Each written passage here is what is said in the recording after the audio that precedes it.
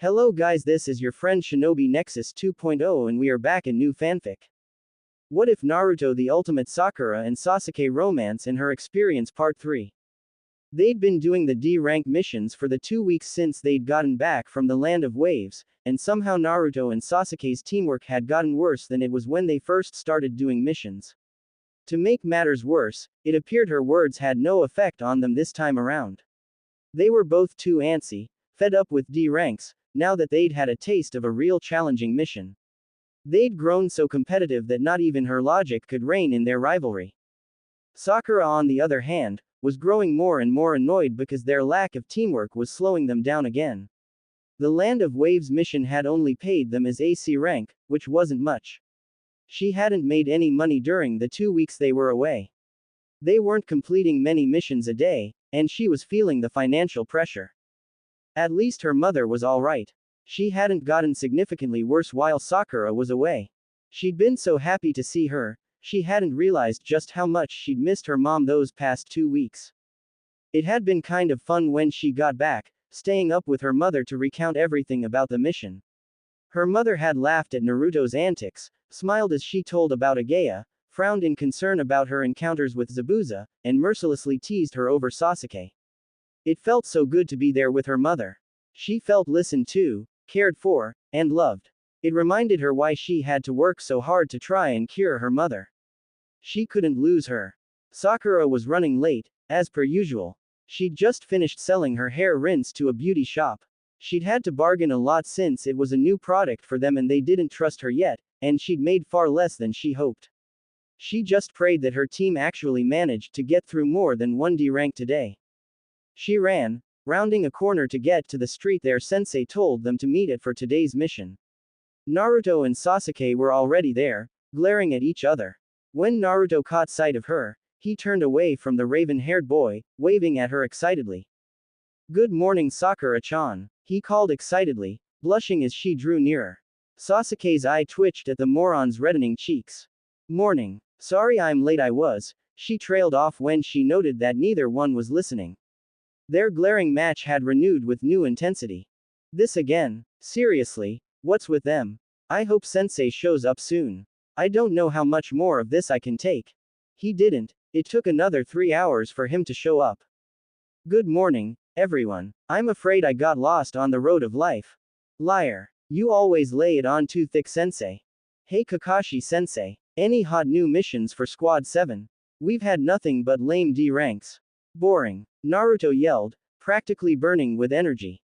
"We want action. A challenge. Something where I could use my skill. Like this, and. Oh really? Yeah, I think I see where you're going with this." Kakashi sighed exasperatedly. This kid was seriously impatient. They'd only gotten back from the Land of Waves 2 weeks ago, and he already wanted to take on another mission that could easily get him killed. He could tell Sasuke wanted one too.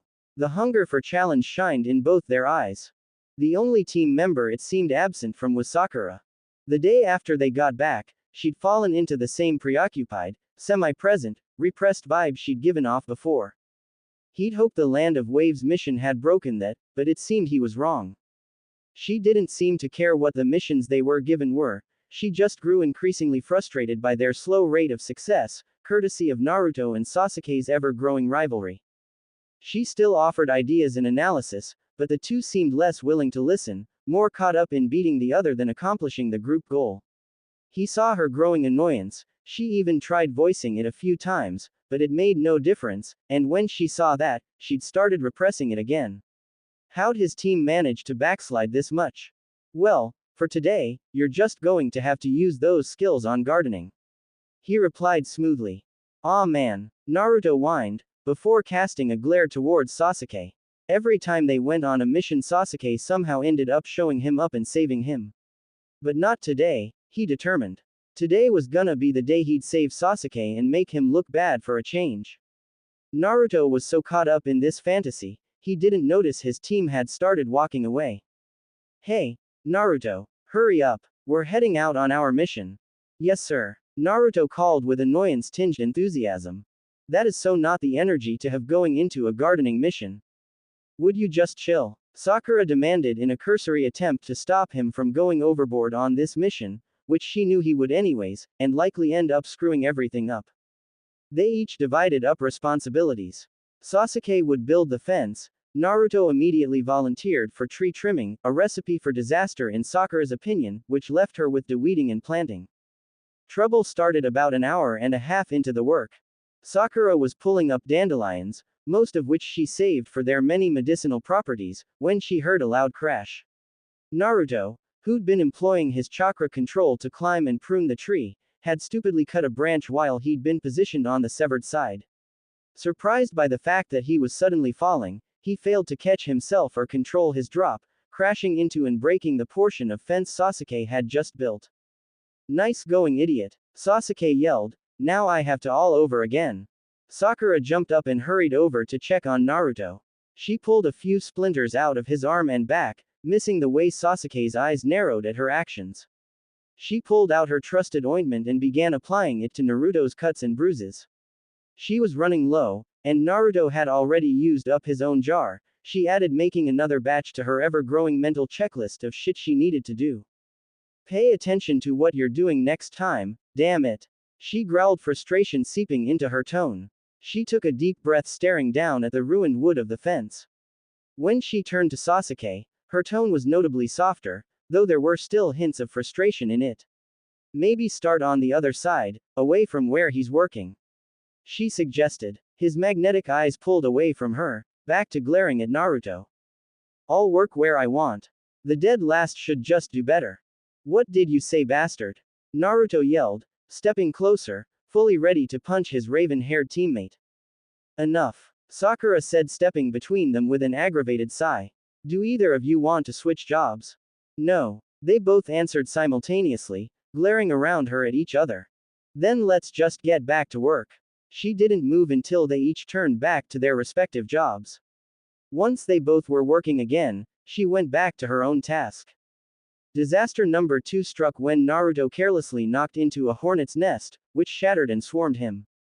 In his attempt to get away from them, he inadvertently led them to Sasuke, who barely jumped away in time, before he began firing shuriken at them. Sakura watched in astonishment from afar. "Are you shitting me? Why does that doofus always have to complicate things?" She was about to go try to help, when she felt Kakashi's hand on her shoulder. "Can I have a word?" Sure, but shouldn't I?" She looked back towards her team. Naruto, for some unknown reason, had thought shadow clones might help in this situation, though all they did was add to the chaos. "Let them handle it. They said they were bored anyways." "Alright, what is it, sensei?" She followed him out of the boys' view, not that it mattered, since they were distracted by the hornet problem. "Here," he said, handing her an envelope. "What's this?" "Your payment." "Payment? For the Land of Waves mission." Sakura blinked in confusion. "But sensei, we already got paid for that." "You got paid for AC rank, but it was more of an A rank. That's the rest you're owed." Sakura's eyes widened as she counted the cash in the envelope. I've never held this much money before. But, how? Konoha only filed the mission as C rank. Where'd all this come from?" She stared uncomprehendingly at the money in her hands. "Well," Kakashi said, scratching the side of his head embarrassedly, "I've been a Konoha Jonin for some time now, and have gone on more than a few A-rank missions." "Wait, this is your... Sensei, I can't take this." "Relax. Like I said, I've gone on more than a few A-ranks. This is nothing. But, you completed a mission and weren't paid just compensation for your work." "I'm just writing that mistake." "My work? I didn't even do anything. Sasuke-kun and Naruto did all the real work. I don't think I deserve this, sensei. I didn't really do anything." Kakashi studied her downcast eyes. It was the same look she'd had when she had to take a break during their tree climbing training while Sasuke and Naruto kept going. "More than any of us, you carried out the mission to guard the bridge builder. You were guarding him long before any of us joined you, and you kept close and guarded him while we were distracted with our own battles. Of course you deserve it. Are you paying Sasuke-kun and Naruto too?" Kakashi considered lying to her, but figured it wouldn't do any good. She was too smart. She'd either put it together then and there, or figure it out later. Either way, she'd feel worse about than she did now. "No, why not? Because it doesn't matter to them. They don't need or depend on it. For them, missions are solely about experience and growth. They've already gotten everything they wanted from that mission. Sakura pursed her lips as she looked down at the money again. She knew what this was. This was charity, but he'd found the perfect plausible reason for her to latch on to and accept. And as much as she hated it, she really did need it. This is enough to get mom treated by a real doctor. Hope ignited in her core, despite being unable to shake the slightly guilty feeling that she didn't deserve this money. Who cares? We can take care of mom now. Thank you, Kakashi-sensei. She said, with a brilliant smile and deep bow. She returned to her work feeling lighter than she had since first arriving home. She walked through the streets supporting a very stung and bruised Naruto. Sasuke walked coolly a little behind them, glaring at the blonde's arm slung around her shoulder. Kakashi brought up the rear.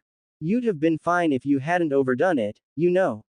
She chided lightly. All her earlier frustration had been forgotten in light of the money now tucked in her pouch. Naruto just sighed in response. You're such a nuisance. That does it. Bastard. Oh, would you please give it a rest already? Sakura growled, her repressed anger rearing its head. Kakashi just looked between the two in exasperation. Lately, your teamwork has been almost non-existent. You tell him. You're always messing up our teamwork, bastard. He was talking to you, loser. If you're so sick of being in my debt, why don't you get better than me? He challenged with a cold glare. I don't know how they managed it, but they're on even worse terms now than they were before. Sasuke bit at his nail in frustration. He hated this. There were guys out there who could challenge him, but he was stuck on these nothing assignments with this twerp. Kakashi studied Sasuke from behind his book. The boy was so similar to how he used to be, it was a little frightening. His drive for challenge and being the best, while admirable, was making him stir-crazy and short-tempered with all the D ranks. He and Naruto's growing animosity towards each other, and their lack of teamwork, was concerning. Though, Kakashi had a feeling that if presented with true challenge, the two would be able to pull off the same level of incredible teamwork they had while facing Zabuza and Haku. A hawk circling the sky above him caught his attention. He knew that meant the Hokage was summoning him, and he had a good idea of what it was about. His eyes fell on his students. Were they ready? Naruto and Sasuke were. Definitely. But what about Sakura? Well, they had to go in teams for a reason. What Sakura lacked in strength and skill, she made up for in intelligence, analysis, and spirit. If they could get their teamwork back in working order, they'd be able to handle it. Okay. That's it. We'll call it a day right now. I've got to go hand in my report on today's mission. Oh, bye then, Kakashi-sensei. Sakura said with a bow and bright smile. Kakashi gave a lazy wave before poofing away. Time to go get mom treated. Eek. Hell yeah, we're finally gonna fix mom and everything'll be okay. She turned in excitement, ready to rush home, but Naruto's voice stopped her. Hey Sakura-chan, I was wondering if you wanted to work on our teamwork and train together, just the two of us. His cheeks tinting red and a stupid smile painted across his face. Sasuke froze. Sorry Naruto, I can't. There's something I have to take care of. Sasuke stiffened. He felt overwhelmingly annoyed for so many contradicting reasons it was dizzying. He was pissed at the blonde for trying to use training as an excuse for a date with Sakura. And he'd asked her out in front of him. Was he stupid? That kind of thing should be kept private. Besides, they shouldn't date at all. They were teammates who saw each other daily and had to work together. If things soured, like they obviously would because Naruto was clearly not a good match for Sakura, it would make working as a team more difficult and uncomfortable. Thank God she turned him down. But that for some reason pissed him off also. She was in no position to be turning down training. She needed it. Badly. She was smart. No one would argue that. But she was useless in a physical fight. When he'd been fighting Haku, and heard her scream, he'd felt nothing less than panic. He knew she couldn't hold her own against the likes of either of their opponents. Hell, she probably couldn't even hold her own against Naruto. She needed to get stronger. It would be distracting if he always had to worry about her safety while battling. Yet she never made time to train. Even now, when they'd been released fairly early from their missions, she still had something else to do. Who knew when they were next sent on a mission with a powerful enemy? At any moment they might be faced with strong opponents, and as she was now, an enemy wouldn't even have to be particularly strong to kill Sakura.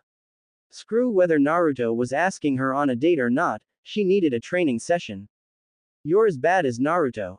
Both his teammates' eyes shot to him. Huh, why are you wasting your time when you should be practicing?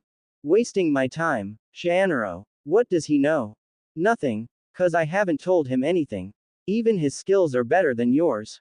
Her previously good mood suddenly evaporated. Every word he spoke felt like a kunai to the chest, 'cause he wasn't wrong. She knew it too. He was speaking her insecurities into the light of day for all to clearly see. I told you before that you needed to make time to train, but you haven't. Your analysis isn't enough anymore. As you are now, you're just dead weight getting in our way. His tone was a sharpened knife's edge. He knew he was being unnecessarily harsh, but he was so annoyed and frustrated that he hadn't been able to censor his words. Sakura felt cracks running up her entire being. She was about to shatter. Dead weight, useless, I'm just in the way, I'm just in his way, she felt like she couldn't breathe. Her throat was tightening. What the hell, bastard? Naruto shouted, glaring heatedly at Sasuke, whose gaze didn't leave Sakura. Naruto looked back at the sound of her small voice in concern. Oh my god, Sasuke-kun, came a familiar shrill voice that made both her male teammates look towards the newcomer. Oh, you've got to be shitting me, why that bitch? Watanabe Amy launched herself at Sasuke, wrapping her arms around his neck. The second she heard the voice of her biggest bully, Sakura's face fell into her well-practiced mask of stony indifference. There was no way in hell she was going to let Amy see her fall apart in front of her teammates. Amy ignored Sasuke's attempts to push her off of him, her eyes sliding across Naruto and narrowing on Sakura. So the walking jinx is here. I can't believe they let someone as incompetent as you become a ninja. Naruto and Sasuke's eyes both shot to Sakura in concern, though it was masked on Sasuke's part. Remind me again, Amy. What team are you on? Squad 2, right, how's it going? I haven't heard anything about you guys since graduation. Sakura asked in a polite but detached voice. She hadn't used it since graduating the academy. Ami's eyes narrowed into a glare, as she released Sasuke and turned to face Sakura fully.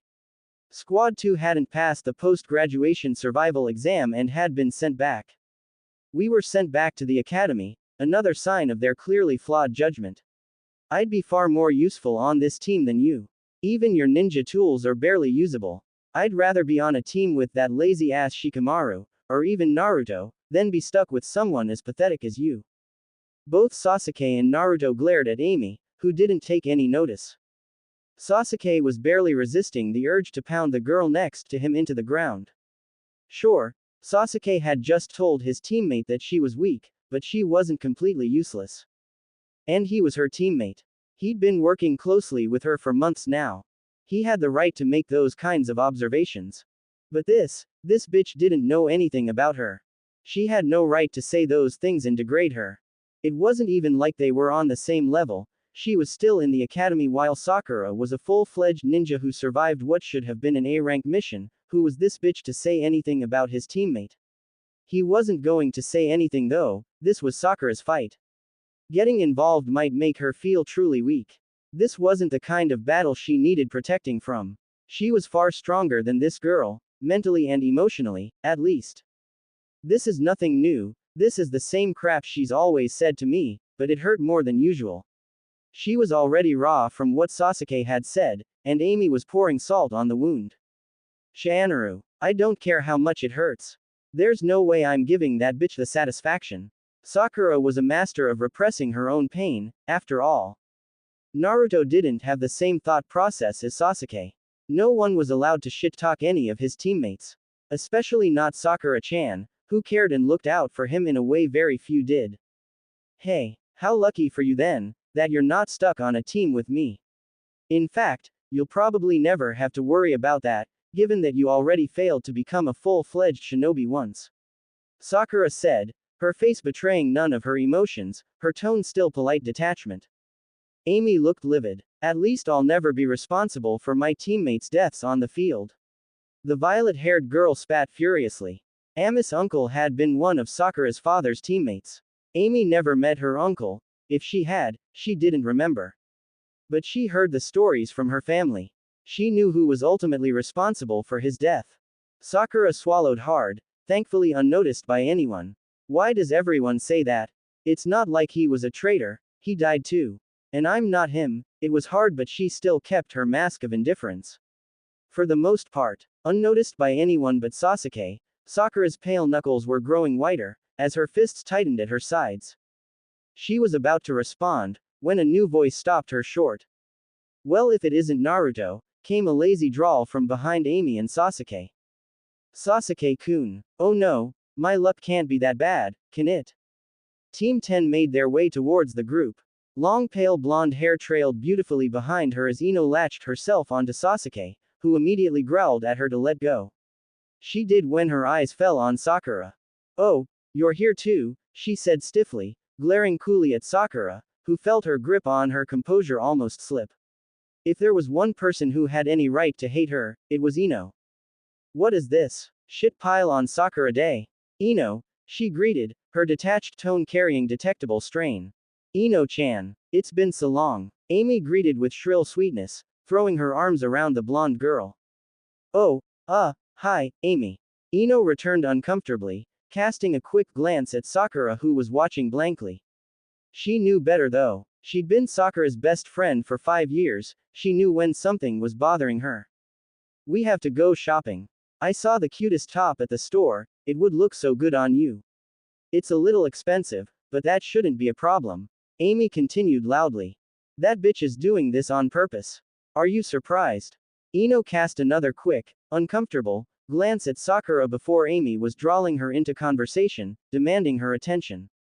Shikamaru and Choji, bored with the female's talk of clothes, started conversing with Naruto, who despite his anger at Amy, was very easily distracted and drawn into catching the two boys up on their missions. Sasuke, who was in close proximity, was pulled into the conversation as well, though unwillingly, still very much pissed at the purple-haired girl, and not sufficiently distracted by the talk. Sakura watched the groups, a distance away and unincluded. On Ino and Ami's part it was purposeful, and on Shikamaru and Choji's part, it just hadn't crossed their mind that Sakura might want to be included in mission talk over clothing and gossip. Naruto got too enwrapped in conversation to notice, and Sasuke wasn't the type to bring others into a group or be in a group himself, he'd been dragged in unwillingly after all. There was a sense of numbness to it for Sakura. It was familiar. This was what school had been like for her. Once she'd pushed Ino away, it was a good time to walk away, now that everyone's attention was off her. None of that matters anyways. I have enough money for mom's treatment now. That's the only thing that's important, she kept repeating in her head, hoping that would make it feel true. She turned her back on her teammates and former classmates, and walked away. Unaware of Ino's and Sasuke's concerned gazes following her as she rounded the corner. I'm home, Mom, Sakura greeted, managing to rekindle some of her earlier deflated excitement. Welcome home, Sakura-chan. Mebuki greeted with a smile, studying her daughter closely. The day she'd gotten home from her mission had been a great one. They'd stayed up all night talking about her mission in detail. Sakura had seemed lighter than she had since she was 8. There'd been so much excitement in her voice as she recounted how she'd been the best at her tree climbing training. So much frustrated humor as she recounted Naruto's antics. She was so flustered as she described all of her interactions with Sasuke, she'd sounded her age, unburdened by things she should have never had to carry to begin with. It hadn't lasted long. The next day, Sakura's worries were back in place, aging her words and overloading her time. Mebuki hated it. She hated how much she'd forced Sakura to carry because of her illness. Her beautiful, brilliant, strong daughter had taken everything in stride, but she knew it all took a toll on Sakura. The only thing Mebuki could do was try and be there for her daughter, and so she'd become an expert at reading all the things Sakura tried to keep hidden. And right now, something was wrong. There was an excited glint in her eye and a smile on her lips, but her muscles were too tense. Mom, Sakura said, her voice excited, and she gracefully dropped down in front of her. Look at this. She pulled out an envelope from the pouch at her side and handed it to her mother. Mebuki's eyes widened. Sakura, where did you get this? She hadn't stolen it, had she? She knew the girl had shoplifted on a few occasions. And while she didn't approve, she also trusted her daughter never did anything bad without absolute necessity, but she'd never outright stolen money before. It's the rest of my payment from my Land of Waves mission. The rest. It was an A-rank mission, but we were only paid for it as AC rank. This is the rest, she said with an excited smile. Her mother looked down at the money with wide eyes. It was more than they'd had in a long while. We can afford to take you to the hospital with this. Just wait one sec, I'll take off my weapons and then we can go. Sakura-chan, her eyes following her daughter as she moved about the small apartment. Let's not use this for my treatment. Sakura jerked to a halt, her mind slapped blank by the words. Why not? What's mom thinking? She hasn't lost it, has she? Mebuki took a deep breath, knowing this was going to be a long conversation.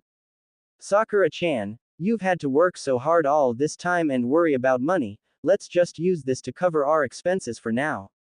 That way you can focus on training. Sakura stiffened. Not her too, my own mother thinks I'm weak.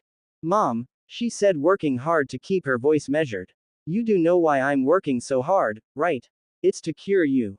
I know, but if you're given another dangerous mission, I'll be fine for now. We should use this so you can train more. Sakura felt the cracks that formed in her earlier deepen and spread through her. Mom, if you're better, then I'll be able to focus more on my training, so let's get you taken care of now. It was a struggle for her to even get the words out.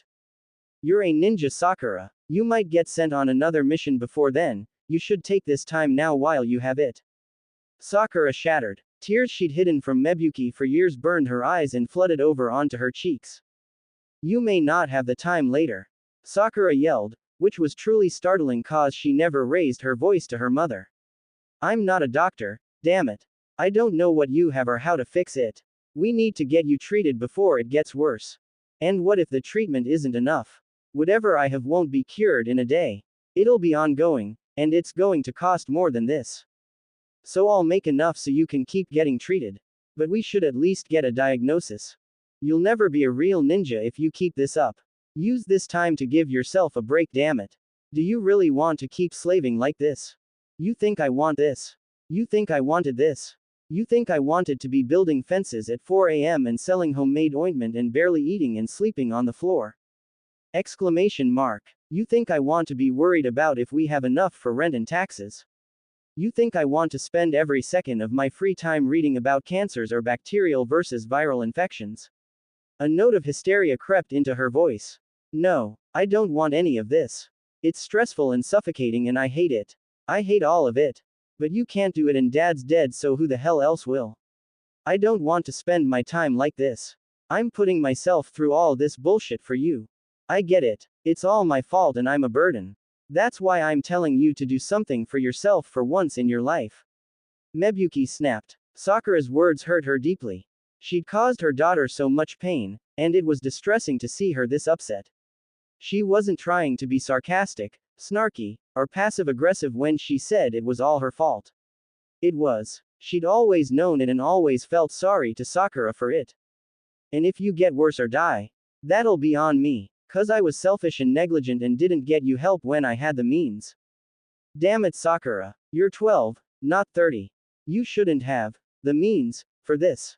That phrase isn't meant for children. And you can't be negligent of anything. You're a minor. You're my responsibility and you're sick. I am not your responsibility. I am your mother. You are my responsibility and I order you to use this money to give yourself time to train. The two females glared at each other, breathing hard. My own mother thinks I'm too weak, she murmured brokenly, tears streaming down her face. The apartment felt smaller than usual, closing in on her. She needed to get out of there. She turned and fled the apartment, heading blindly for the forest, unsure where else to go. Several hours later, Sakura stood on top of a pond. She was dripping wet up to her chest from previous failed attempts, but she had gotten to standing on the still pond, and now she was working on when movement was introduced to the water. Since everyone kept bugging her about training, it was what she'd ultimately did. She needed to move anyways. Dancing always calmed her mind. And she had danced for a while, On the ground, up trees, then she'd remembered what Kakashi said about standing on water and had decided to give it a shot. It was meditative. It gave her something to control when everything had fallen apart. She was horrified with herself. She couldn't believe what she'd said to her mother. The expression on her face had been, she'd been so hurt. It had always been her and her mother versus the world. But in that moment it had felt like the world and her mom versus her, and she'd lost it. It nauseated her to think about. Focus. She carefully focused on letting her chakra flow out, matching the surface of the pond. She picked up a few stones and threw it into the water, creating strong ripples. Let your chakra match the water fluctuation, let it wave with the water. She felt the water shift under her feet and focused on allowing her chakra to do the same. When she successfully kept herself up on top of the rippling water, she took a tentative step forward. Still satisfied she wasn't sinking, she tentatively rose up onto her toes and lifted a bent leg back behind her. She balanced there, throwing more stones into the water, and shifting her chakra to match the ripple while maintaining her balance in the pose. It worked. She was already feeling tired. To be fair, she'd been at this for a while and it required more chakra than tree climbing did, so she decided to go for broke and try dancing and changing her contact points. She kicked her back leg around to cause herself to spin. It felt like being on ice, with little to no friction between her feet and the water, making her spin fast. Normally she focused on one point for as long as possible, whipping her head around at the last second to refine the point. It helped her to maintain her balance and keep from getting dizzy.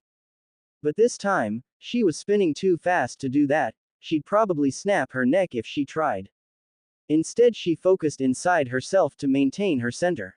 After several rotations, she stepped back out of the spin, kicking her right leg back high above her head. Lowering her leg, she took a small skip forward, cartwheeling over the water and landing cleanly. She was tired and her chakra was running low. Her feet sunk a little lower into the water, though she still remained mostly above the surface. Tired and having successfully danced and switched her chakra points above the water's surface, Sakura walked to the shore of the pond and collapsed. She was tired and cold. It was late. Dark had fallen long ago, and the late March air was chilly. Sakura was soaked up to the chest from failed previous attempts at standing on the water. She was freezing and tired and knew she should go home. But she didn't want to. She was too ashamed to face her mother after everything she said. She also didn't agree with her. She still thought they should use the money to get her mother treated now. Mom made a good point about treatment taking a while and costing more than that, but still. She lay there shivering for a long time, staring up at the moon. The occasional chilly breeze ghosting over her skin. It was numbly freeing, laying there in the open, staring at the beautiful night sky, feeling the cold fresh air surround her. So different from how she normally felt. Trapped in a tiny box of an apartment, with barely any room to move or breath, being suffocated by anxieties and responsibilities. She is my responsibility. No matter what she says. She's family, and if she can't take care of herself, of course it's my responsibility to take care of her. No matter how young I am. Lying there, freezing and numb and free may have been beautiful, but it was also lonely and a little heartbreaking. At a certain point, she could no longer ignore the small whisper telling her to go home. She pushed her cold damp body off the ground and took her time meandering home. I'm home, she murmured quietly, still ashamed of her earlier outburst. But when she was met with no answer at all, she grew concerned. Mom. She switched on the light to see that her mom wasn't in bed, but was lying on the kitchen floor. Shit. She was by her mom's side in an instant. Mom. Mebuki's face was flushed, her breathing a little labored, and her forehead sweaty. Sakura checked her pulse and was relieved to feel that while slightly fast for someone unconscious, her blood pressure was nothing too worrying. She knew she was too physically cold to get an accurate read on her mother's temperature, so she rushed to the closet and retrieved their thermometer. 38.8 degrees Celsius. That was bad. She moved her mom back to the futon and filled a tub with lukewarm water, giving her mother a sponge bath. She then put her in lighter weight pajamas and switched her blanket for a less heavy one. Sakura brewed her mother a cup of yarrow tea, which she cooled to barely above room temperature before helping her drink, and dug out a fever reducer she'd made a little while ago. Mom, she said, shaking her shoulder gently. Mom, Did you eat? Her mother's eyes cracked open. Did you eat, Mom? Yes. Okay. Here. Drink this. One shot. It's gross. What are you talking about? It's sake. Oh, okay, her mother murmured, sitting up with Sakura's help and downing the medicine. Her face scrunched in disgust. Liar. Sakura handed her the yarrow tea, which she took 2 gulps of before handing the drink back to her daughter. She blinked hazily at her daughter's worried face. I'm fine. Liar. The younger girl threw back, with no venom in it. Her mother flopped back onto the futon and closed her eyes. I'm sorry, Sakura murmured quietly. This was part of the reason she always choked down her frustration. She was worried she'd fight with Mebuki, say something she'd end up regretting and never get the chance to apologize. She had no doubt her mother's fever spiked because of the stress of their fight. "'Bout damn time you threw a tantrum," Mebuki's words came out slow and slurred. "Long overdue for one, every other kid does but you haven't since you were 3, weirdo." Sakura cracked a small sad smile. Even feverish and barely conscious Mebuki still kept her sense of humor. Although, if Mebuki had been more lucid, she'd have pointed out that it wasn't even a proper tantrum. Tantrums were supposed to be stupid and unimportant expressions of petty feelings. Nothing about their fight and Sakura's breakdown had been stupid, unimportant, or petty. "You had a bad day, didn't you, Sakura-chan?"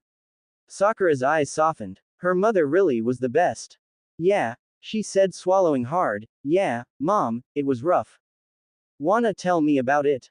Mebuki slurred. "Later. You need to rest," she answered, moving some blonde hair out of her mother's face. Her fingers brushed against Mebuki's fevered skin. The older woman frowned. "You're cold. Go change. And, blanket, wear it," she murmured, fading into unconsciousness.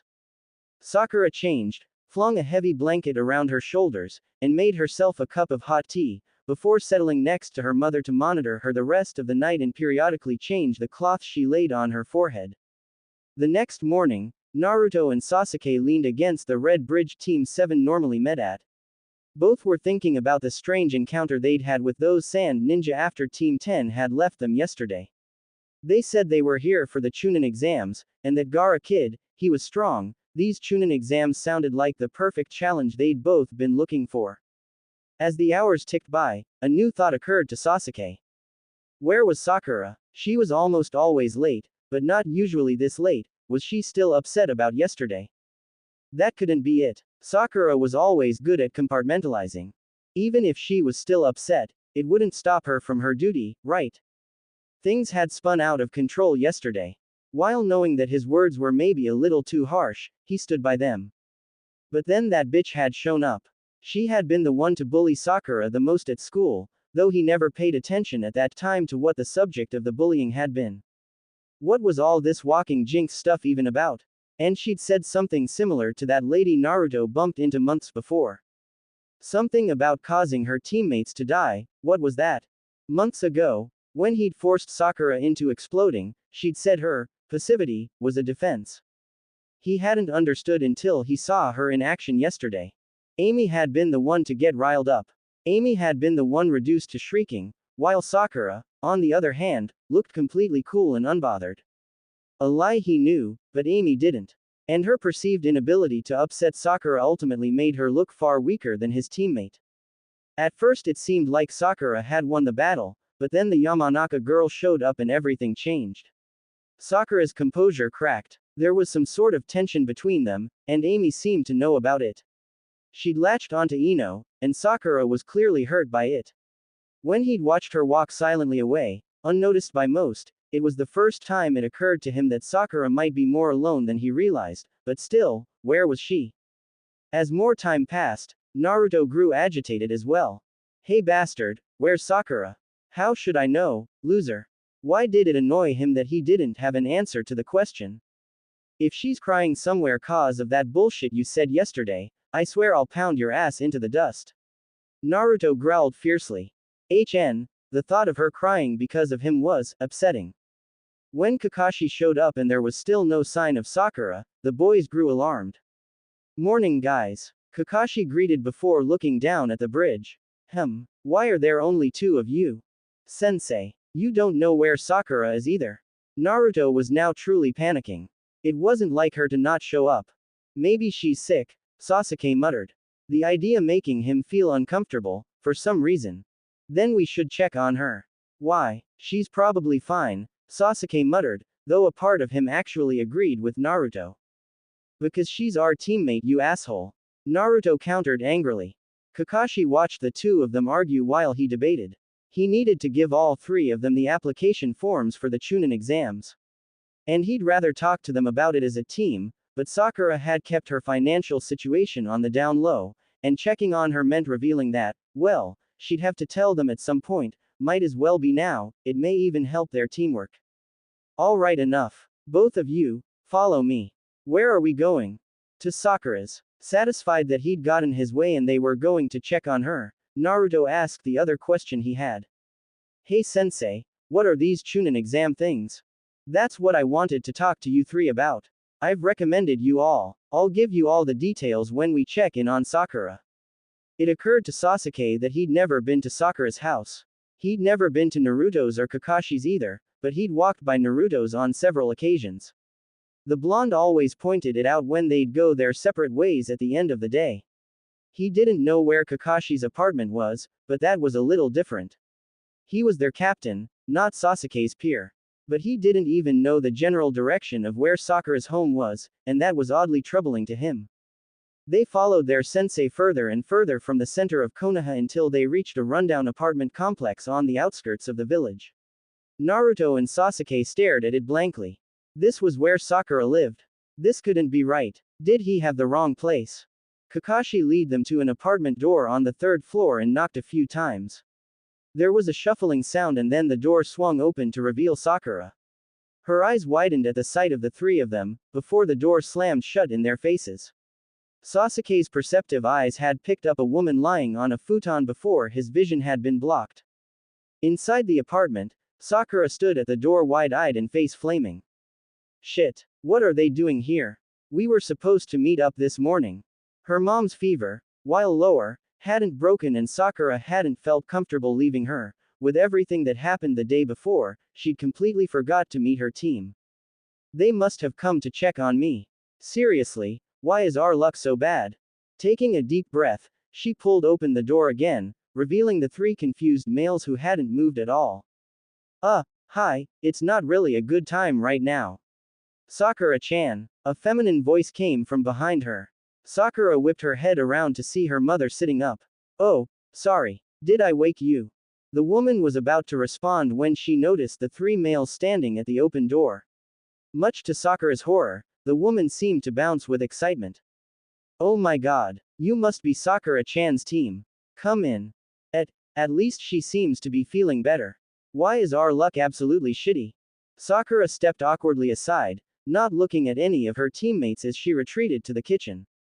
Naruto, Sasuke and Kakashi shuffled into the small space, removing their shoes and placing them next to the door alongside Sakura's. Hers was the only pair there. Come, sit. Make yourselves comfortable, the woman on the futon said with a warm smile. Naruto and Sasuke knelt next to the futon, while Kakashi remained standing, leaning against the wall near what looked to be a curtained-off closet. Sasuke's eyes scanned the space briefly, though there wasn't much to take in. The only other room seemed to be the kitchen Sakura was tinkering around in. He assumed there was a bathroom somewhere, but he didn't see any additional doors or rooms. Where did Sakura sleep? I'm Haruno Mebuki, Sakura's mother. Mebuki greeted happily. Sakura-chan's told me so much about you all. I've been dying to meet you. In the kitchen, Sakura cringed at her mother's word choice. For someone in Sakura's situation, dying wasn't a word she could hear from her mother lightly. She focused on making everyone tea, finding avoiding this for as long as possible far more preferable to engaging in it. Nice to meet ya. I'm Uzumaki Naruto. Believe it, Naruto said with a valiant smile, despite his confusion. I'm Sakura's sensei, Hitaki Kakashi. Uchiha Sasuke. Sasuke said with a polite bow. That's all you're gonna say? Wow, you're boring. Shut up dead last, Sasuke growled, glaring back at Naruto. Both boys were startled out of it by Mebuki's laughter. Sakura-chan said you two were always fighting. The woman giggled. What else did Sakura-chan say about us? Naruto asked. deciding he liked Mebuki quite a lot. Well, she said you, Naruto-kun, were unpredictable and spazzy, and that you shout about becoming the Hokage so much you just might make it happen. Naruto beamed, ignoring the light insults. That was just how Sakura was anyways. And you Kakashi-san, just Kakashi's fine. He'd always been uncomfortable with honorifics. And you Kakashi, she said you're the most powerful ninja she's ever seen. Although she said your taste in literature is atrocious and that you should find something else to read while in public, Kakashi scratched the back of his head sheepishly. Oh dear lord, and Sasuke-kun, Sakura-chan talks about you the most. She says you're very strong, and caring, and very Have some tea. Sakura all but growled, placing a tray of mugs on the floor between them and her mother, before retreating to lean against the wall separating the kitchen from the main room. Mebuki chuckled at Sakura's flustered state, but switched gears easily enough. I'm sorry we don't have more to offer you, Mebuki said, as Sasuke and Naruto both politely took a mug. It's no problem. We dropped in rather unexpectedly. Kakashi returned. Yes, as happy as I am to finally meet you all, why have you dropped by? Well, we were worried when Sakura never showed up for our meeting. Mebuki twisted over her shoulder to look at Sakura. You had a meeting today. You should have gone. You weren't up yet. Mebuki's stern gaze softened as she looked at her daughter. She turned back to the boys filling up the apartment. I'm sorry. I'm afraid that's my fault. I came down with a bit of a fever and Sakura-chan had to look after me all night. I only just woke up when you got here. A bit. It was a bit more than a bit. Sasuke hadn't noticed it before, but he now saw that Mebuki was clutching a damp rag in her hand. So it hadn't been Sakura who was sick, but her mother. Sasuke had the distinct feeling that there was more to it than that. Something Sakura had yelled at them while angry. She'd said that this team wasn't the only thing in her life and that she had other responsibilities.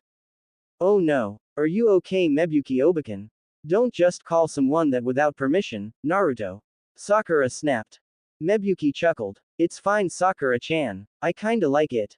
God knows, we could use more family. Sakura looked away uncomfortably. Sasuke noticed that there was only one family picture set up on a step stool in the corner. Sakura looked to be 3 or 4 at most. She was smiling brightly in the arms of a man with dusty pink hair, a more purplish gray than Sakura's soft petal pink coloring. He had Sakura held in one arm and the other wrapped around Mebuki, who was looking at her daughter with a gentle smile. There was a mug and a single stick of incense in front of it. He knew what that was. It was a memorial table. I'm completely fine, Naruto-kun. All better. Liar. Well, now that that's settled, I just wanted to tell you that I've recommended all 3 of you for the Chunin selection exam. You have to fill out applications, he said, passing a sheet of paper to each of his students. Kakashi-sensei, I love you, Naruto cheered, launching himself at his sensei in a violent hug. Get off, you're embarrassing me. Knock it off, Naruto. There isn't enough room for that here. As soon as the words left her mouth, her face flushed in embarrassment and she looked away. Alright, sorry Sakura-chan, Naruto muttered, dropping back onto the floor next to Mebuki's futon. Kakashi cleared his throat. If any of you don't wish to compete, the exam is entirely voluntary. The choice is yours. You needn't turn in those application forms unless you want to. If you do, report to room 301 at the school by 4 p.m. tomorrow afternoon. That's all I wanted to say. Well, if that's all taken care of, Sakura-chan, why don't you and your friends go pick up some groceries? There's something I need to speak with Kakashi about. Huh, but mom, I haven't checked. I'm fine, Sakura. Go on. You've been stuck in here for enough of the day as is. And I know this was on your to-do list anyways. Alright. Sakura disappeared into the kitchen to retrieve some money. The boys knew that they were supposed to vacate as well, and maneuvered around the tight space clumsily to get on their shoes. As Sasuke passed the curtained-off closet, he caught a glimpse of a small, full, box of paper cranes. The 2 boys tugged on their shoes. Bye, Mebuki-obakan. It was nice meeting you. It was nice meeting you too, Naruto. Come back whenever you want. Naruto gave the woman one last smile before walking out. Goodbye. Sasuke hesitated. He'd never called anyone outside of his family and familial title. But Mebuki's words kept ringing in his head. God knows, we could use more family. Oh, Obasan. Thank you for the tea. He said with a bow. Mebuki beamed. I've wanted to meet you for so long, Sasuke-kun. You come back any time you want. You're always welcome here. Sasuke nodded, feeling both grateful and a little uncomfortable by the warm open invitation. He walked out as well, Sakura following shortly after. The three just stood there for a second after the door swung shut, Sakura's back to them. Sakura-chan, Naruto asked unsurely. She let out a heavy sigh. Yeah, go ahead, I'll answer whatever you wanna ask. The three walked along the road slowly. Not many people lived this far from the village center. They'd only passed 2 other people so far. How often does your mother get fevers? Of course, Sasuke-kun's always so perceptive. She's almost always running a low grade 1. It spikes every so often, it's not too bad yet, but it is starting to happen more frequently. Almost always. How long has she been sick? Since I was 8. It wasn't that bad at that point, but she got a lot worse when I was 10. She can't really go out anymore. If it's that bad, why isn't she in the hospital, Sakura-chan? Do either of you know how the Konoha health care system works? Naruto answered with a prompt no, and Sasuke shook his head. Because the nature of their job is so risky, shinobi have full access to free healthcare. The village covers all costs whether it be for injury or illness. But that's not how it is for civilians. Civilians get charged medical fees. Doctor's visits, tests, diagnosis, surgery, treatment, medicines, bed space, it all costs a lot of money. Sasuke thought back on the introduction she gave when they first became Team 7. All of her answers had been money-centered. Now he knew why. That's why you read so many medical books. Sasuke stated. Yeah, since I was 10, I've been doing my best to treat her myself. What's she have? I don't know, Naruto. Sakura shook her head sadly. I'm not a doctor. I don't have the skills, equipment, or knowledge to make a real diagnosis. I've just been doing my best to treat her symptoms as they pop up. For all I know, I could be making it worse. Her tone was strained. The cranes? Sasuke asked. Given everything she was trying to do and how hard she was working, it didn't seem like a route she would try to take. There are a lot of rituals and superstitions I'm not sure I believe. I don't know what use the gods have for 1,000 paper cranes, but apparently they grant you a wish if you fold that many as an offering to them. I'll try anything. Folding paper's kind of expensive though, and I needed to save normal paper for studying, so they're mostly made from cleaned off food wrappers. I don't have too many folded, they're pretty low on the priority list. They traveled in silence for a couple of minutes before Naruto asked another question. I'm not really sure how to put this nicely, so please don't hit me, Sakura-chan, but why are you so poor? I thought I was broke, but I don't even have it as bad as you. This is a shinobi village. It's harder for civilians to make a lot of money. My mom was working 2 jobs to put me through the academy, even while she was sick. She had to drop one when the illness got bad and the other when she got worse. So making money is up to me. I wasn't a ninja yet, so the only way to earn anything were side hustles and in doing different chores for people. The apothecary, Sasuke realized. Sakura nodded. One among many side hustles. Happens to be one of my favorites though. But I could only earn so much that way. It was just barely enough to pay rent and feed us twice a day. Plus I always try and save a little for mom's medical treatment. She still wanted to use the money Kakashi gave her to get her mother treated immediately. But I don't get it. Why is it so hard for you? I've never had to pay rent and I get an allowance at the start of every month. How come you don't get that? Sasuke had a similar financial situation. I don't know who your parents were, Naruto, but they must have been at least Chunin level shinobi. To help incentivize ninja to move up the ranks, there's a clause in the shinobi contract. Since Chunin are sent on more dangerous, possibly life-threatening missions, too many were choosing not to advance for fear of leaving their families unlooked after should something happen to them. So the village built into the shinobi contract that should a ninja reach Chunin rank or higher, and die in the line of duty, the village would provide for their dependents if there was no one else to do so.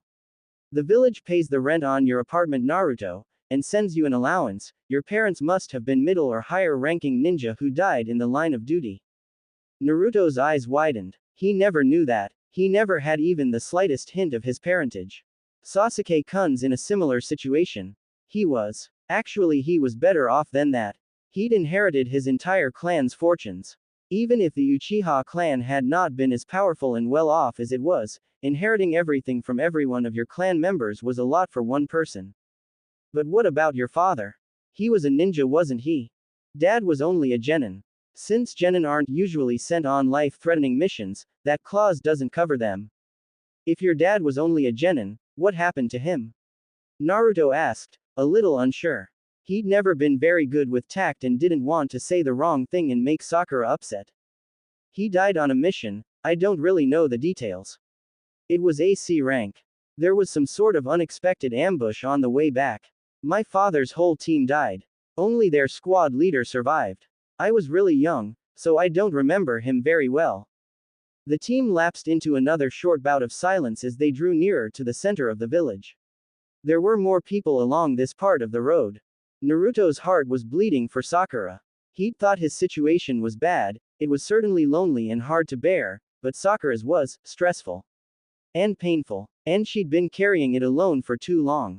For Sasuke, a lot of things were finally beginning to fall into place. He now had context for so much of Sakura's behavior.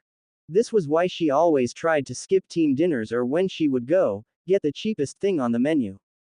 This was why she'd been so frustrated by their slow mission progress initially, and probably was again, it meant less pay which made her life harder. This was why Sakura often talked and acted like an adult. She'd been dealing with adult things like paying rent and supporting her family since she was 10. That maturation process probably really started when she was 8 and her mother first got sick. This was why she was so efficient at D ranks, she'd been doing odd jobs like those for years. This was what she'd really been complaining about the first time he'd ever spoken to her. It hadn't been about being scolded by her parents, it had been about the responsibility less freedom Naruto flaunted that she envied, being saddled with so much. It explained at least partially why Ami's switch in tactics to talking about clothes shopping with Ino would bother her. He'd never noticed before, but Sakura's clothes were really worn. They were clean, but the colors were faded, and the fabric was thinning in certain places. She probably didn't have very many changes of outfits. This was why she was always late, having to take care of her mother, or do some quick grinding for cash. His stomach plummeted when he realized that this was why she never trained. It wasn't laziness, or lack of desire. She genuinely didn't have time. Where do you sleep, Sakura-chan? Naruto hadn't seen another futon. Where you were sitting, or on the kitchen windowsill. Wait, you mean, you don't have a bed? Sakura shook her head. I sleep on the floor next to mom. She used to do it actually, and I had the futon until I was 9. But when I realized her sickness was getting worse, I made her switch with me. It's fine though, I'm used to it. Besides, there's usually so much to do that I don't get a lot of sleep anyways. Why didn't you say anything? Sasuke demanded. Sakura stopped walking. A frustrated hand raked through her long silky pink hair. Was this also why she took such good care of it? To give others like Amy when less thing to shoot down. How could I? My mom's the best. I'm so lucky to have her. Working 2 jobs while sick to put me through the academy just cause her kid decided she wanted to be a ninja when she was 2. Sakura felt the prickle of tears in her eyes, but was too tired and overwhelmed by that morning and yesterday to bother trying to fight them off. She could have gotten at least a diagnosis if she'd pulled me from the academy and used that money instead, but she absolutely refused because it was my dream. She gave up her health for me. And she's always smiling and joking around like she's not sick, not slowly dying. Even though I know she's in constant pain, she never lets it show. Even if she says it, she doesn't act like it. And she does that all for me. Also, I worry less, and don't hurt as much. Sakura swallowed hard and took a deep breath before continuing. She's the strongest person I've ever met. She does everything for me. How could I complain about any of that to you two of all people? Even without mentioning that, having severe financial problems isn't exactly something I'm proud of. Besides, it's not like you guys share everything about yourselves. Sasuke's eyes softened. You overthink too much. He couldn't blame her for this one though. Not after how he'd belittled her in the very first conversation they'd ever had. Itachi had stolen his childhood the night of the massacre. He'd aged years that night. Part of why he never got closer to any of his classmates was because they all seemed so childish, unfamiliar and unable to deal with how hard the real world was. Apparently he and Sakura were the same. She hadn't had the luxury of being a child since she was 8, same as him. That's right. You should be proud, Sakura-chan. What? You're amazing. Naruto beamed. You've been doing so much. You and your mom are alive thanks to you. You're really incredible, Sakura-chan. And now we know why you hide so much. It's genetic. Sakura blinked. She'd never thought of it that way. I was so scared they'd think I was pathetic, but it seems like they actually respect me more. But we're teammates, you know. You're the one who said it. We three are one. Believe it. So don't try to carry this alone anymore. Isn't that right, bastard? He smirked. The idiot was right on this one. Sasuke-kun, Naruto, thank you. Sakura said with a truly relieved and grateful smile. Sasuke smirked back at her while Naruto beamed with his hands up behind his head. I should have known. These two. Hell yeah, our team rocks. Dum. The Chunin selection exams. I'll bet there'll be a lot of tough competition, like him. Naruto sang as they started walking again. He was thinking about the weird ninja with the black hood and the face paint he'd run into the other day. Sasuke couldn't help the shiver of excitement at the thought that he might get to face off against that Gaara kid. He glanced over at Sakura, whose smile had faded, replaced by anxiety as she chewed on her lip. I don't know if I should, Sasuke-kun said it himself. I can't keep up with Naruto, this exam might be too much for me. He had a feeling he knew what the problem was. After all, just yesterday he was the one who told her she was dead weight. He felt a sinking feeling in his chest. She did need to train, but he was wrong. The one thing Sakura had never been was useless. He wanted to tell her as much, but Sasuke wasn't particularly good with words. Especially words of comfort, so he said nothing. Sakura sat on the windowsill at 5 a.m., watching the dawn break. She held her filled-out Chunin exam application form in her hands. She still had no idea whether she should go or not. She'd created more ointment just in case, as well as some tonics for energy, immune boost, and stamina, but her internal debate of whether to actually follow through and go was ceaseless. Chunin get higher paying missions. That assumes I pass. Well, it's not even an option if we don't try. I've barely trained, I might fail. Since when have we been in the habit of failing? This is different. I don't know what this exam entails. We don't know what life entails either. But what if I do fail? Then we try again, damn it. I'm not strong enough for this. Do we really want to get left behind by Naruto and Sasuke-kun? Hell number. Do we really want to be separated from Sasuke-kun? Oh, of course not. Damn straight. Are we really gonna prove Amy right? I mean, though we're not. Shanaru. We'd rather set ourselves on fire than let that bitch win. That's a little much. Despite the fact that Sakura was at the school the next day by 3:20, anxiety had actually made her early for once. She couldn't shake the self-doubt welling inside her. She stood next to Sasuke as they waited for Naruto, doing her best to project that she belonged here and had total confidence in her abilities. Act it and eventually you'll feel it, she told herself, although she'd been trying to do that for years without much success. She didn't notice how Sasuke was closely observing her from the corner of his eye. Hey Sakura, Naruto called excitedly. She was here before him for once. Apparently Sasuke was the only one who found that odd. Hi, Sakura answered. She looked tense. It was well hidden, but Sasuke had worked with her long enough to tell. What was up with her? Was she still thinking about 2 days ago? Is this where I sign my name? Naruto asked his pink-haired teammate, holding up the application. Can't you read? She answered flatly, pointing at the correct area nonetheless. The three made their way into the school building, crowded with people they'd never seen before. As they walked up the steps to the 3rd floor, Sakura felt a very slight ripple of something wash over her. Like a barely noticeable brush of mist against her skin. What was that? It feels familiar. Where did I feel this before? They walked up the steps to the 3rd floor. Why does it feel like we got here too soon? There was a large crowd around room 301. A boy in a green spandex bodysuit and a bowl cut was on the floor, a large purple bruise on his cheek. Is someone as talentless as you really planning to take the Chunin selection exam? Why bother? Bunch of wet behind the ears snotnoses. A boy with wildly spiked hair sneered from his spot in front of the door. Sakura immediately caught the 3 bandages on his face, one on his chin, and one on either cheek. Weird because his nose was bruised and cut up. You said it. His friend next to him had a turtleneck up to his chin. A girl with brown hair in 2 buns stepped in front of the boy on the floor bravely, facing the 2 boys blocking the door. Please, we're begging you, let us in. Sakura only saw a mere flicker of movement before the girl was on the ground holding her bruised cheek. That's just cruel. An onlooker murmured. What did you say? The spiky-haired boy countered. You misunderstand. We're just trying to spare you. The Chunin exam is incredibly difficult, and we should know. We've failed 3 times so far. There are people who made it, then immediately gave up being a shinobi, others who ended up crippled, some reduced to vegetables, we've seen it all.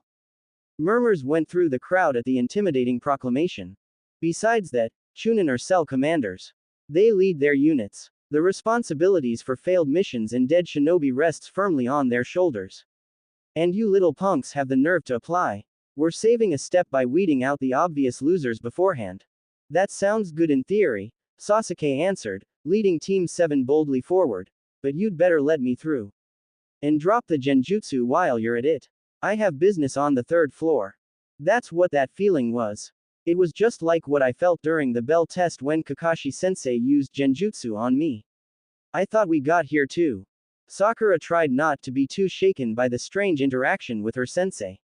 She didn't have to try too hard, because not a second after she walked through the door, the sight of a very full classroom shook her more. So many people, are they all here to apply? They look incredible. Many looked far older than them. All of them looked tough. Hardened. Sakura felt the doubt she was wrestling get the upper hand again. Sasuke-kun, I've seen you twice in a few days, I'm so lucky, cutie. Ino shouted, latching her arms around Sasuke the same way she had 2 days ago. Of course someone as strong as you would be here. Sasuke glared at her, deciding he definitively did not like the feel of the blonde girl's arms around him. Ino, you pig, get your hooves off Sasuke. Let go of him, Ino. Both Ino and Sasuke's gaze snapped to Sakura. Sasuke studied her carefully. She wasn't as tense and blank as she'd been 2 days ago after he'd cut her with his words and Amy showed up. Her tone wasn't as politely detached either. It was blank, but it wasn't detached. That had to be good, right? Oh, you're here too, Sakura. Ino said stiffly, her arms releasing Sasuke. There was concern in her eyes, despite her stiff tone and movements. She's still looking down on me, isn't she? That pig. We'll show her. Why wouldn't I be? My team relies on my judgment. Sakura stated firmly. If she pretended it was a fact, maybe she'd feel like it was. Sasuke smirked a little. Her tone was still blank, but her statement was definitive, and the way she said it left no room for doubt. Good. Why don't you 3 save yourselves the embarrassment of flunking this test? Shikamaru drawled lazily as he and Choji strode over to join Ino. Well, if it isn't the 3 Stooges. Naruto called. Stop calling us that, Shikamaru lazily protested. Hey, there you are. Came an excited shout from an attractive brown-haired boy with a small white dog on his head. A pale lavender-eyed girl, and a boy in dark sunglasses followed behind him. Team 8 had decided to join the party, comprised of Inuzuka Kiba, Aburame Shino, and Hyuga Hinata. Hi, Hinata muttered shyly, her face flushing. Sakura always liked Hinata. They were never particularly close, but she was one of the only kids to not bully her and treat her with a level of polite cordiality instead of contempt, indifference or superiority. Although she'd noticed that the girl's focus always seemed to be on Naruto. That must be why she's blushing now, her eyes, they're the same as that boy from earlier. The one with that Lee weirdo, I wonder if they're related.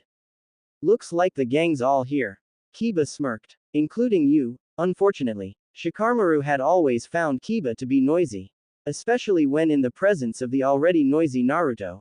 So, I guess all 3 of this year's rookie genin decided to apply, huh? Kiba said loudly. I wonder how far we'll all get. What do you think, Sasuke? Kiba was as competitive as Naruto. Trying to psych us by acting cool, Kiba. Sasuke asked with a smirk. Who's acting? The way we've trained. No way can you beat us. Kiba answered, laughing. Oh, shut up. You guys won't even beat me, much less Sasuke. Naruto shouted. He didn't include me on that. Her eyes dropped to the ground. She knew there was good reason for it. She'd barely trained at all, but still. I'm sorry, Naruto-kun. Kiba-kun didn't mean that the way it sounded, Hinata murmured, fidgeting with her fingers, her cheeks bright red. Sakura felt proud of her. She'd made a lot of progress. Before, she wouldn't have been able to say 3 words to Naruto. Even if she still couldn't look him in the eye, it was a lot of progress. Huh? Naruto asked, squinting at her. Shanaru, what an oblivious idiot. Hey you guys, you should be a little quieter. You guys are the rookie 9, fresh out of the academy, right? All snot-nosed and wet behind the ears. This isn't a school field trip, you know. A young man with glasses, silver hair in a short ponytail, and a Konoha Hittite said, approaching them.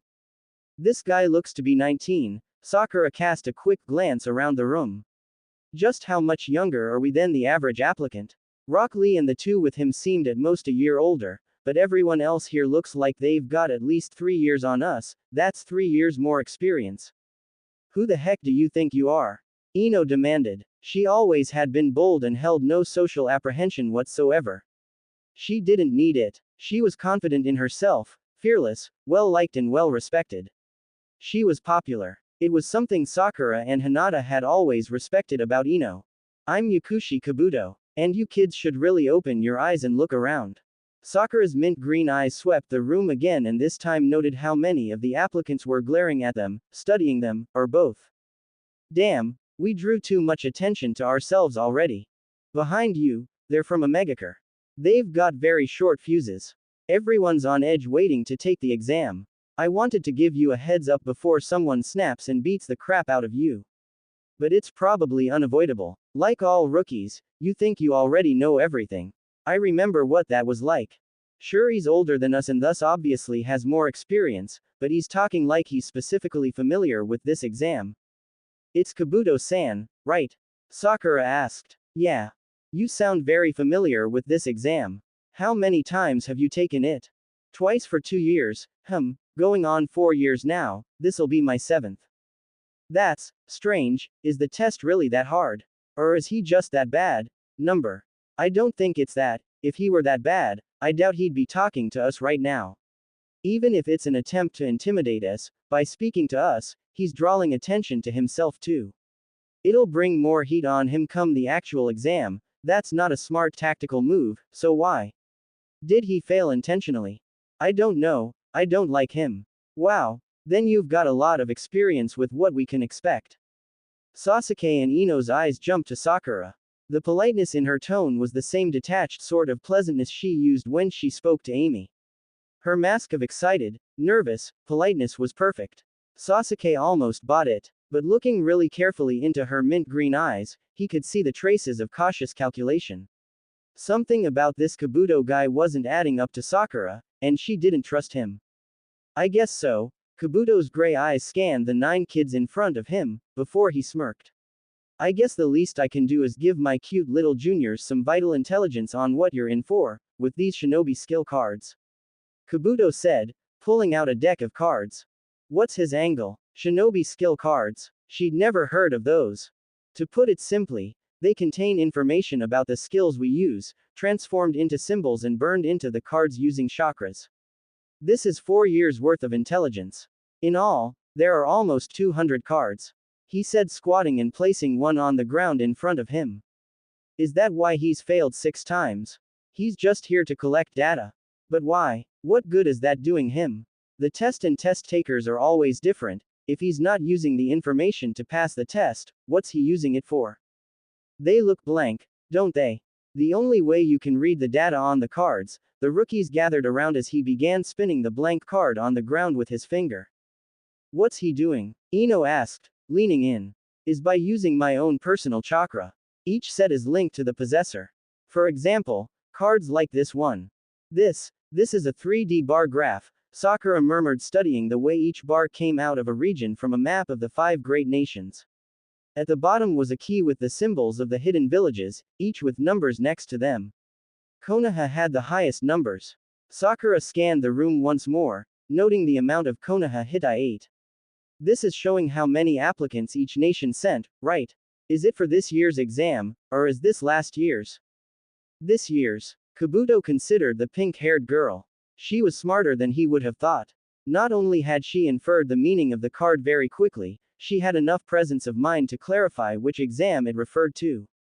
If it's for this exam, how does he have this data? Did he just make the card now after doing a head count? Do you also have profile cards? Cards for each individual applicant? Sasuke asked. He probably wants more info on Lee, or that teammate Lee mentioned. I'm glad he asked though. If Kabuto-san has that kind of information, then something's definitely off.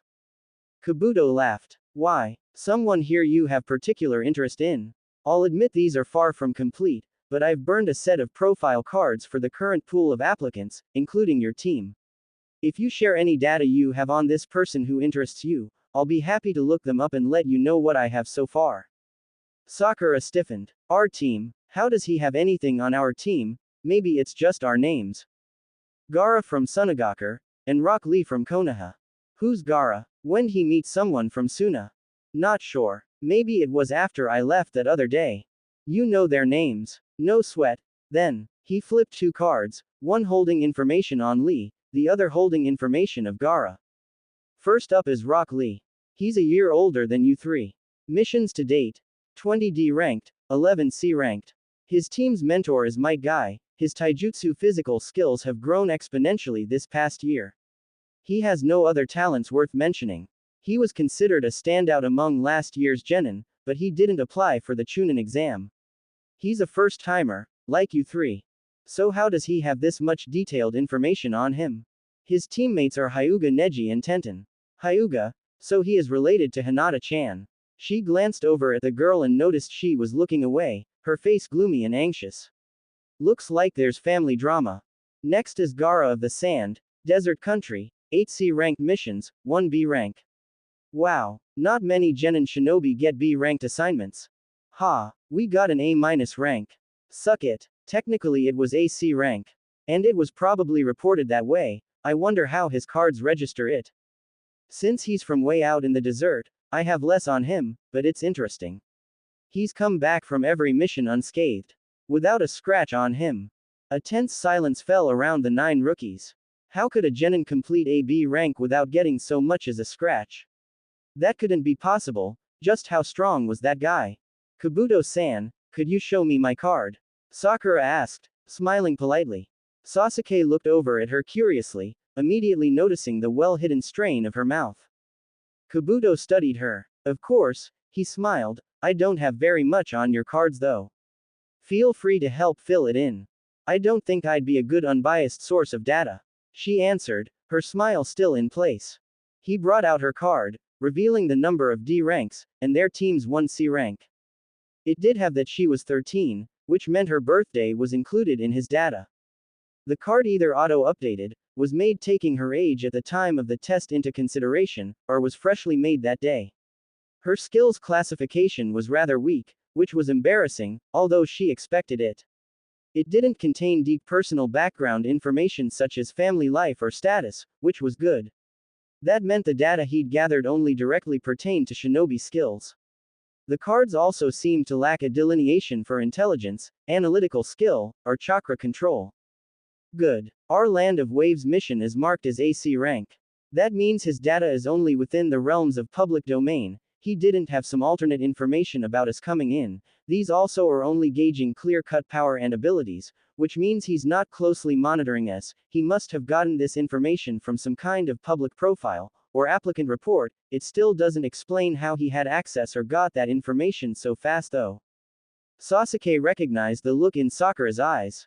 It was the same one she had when she'd paused between her attempts at dancing up the tree.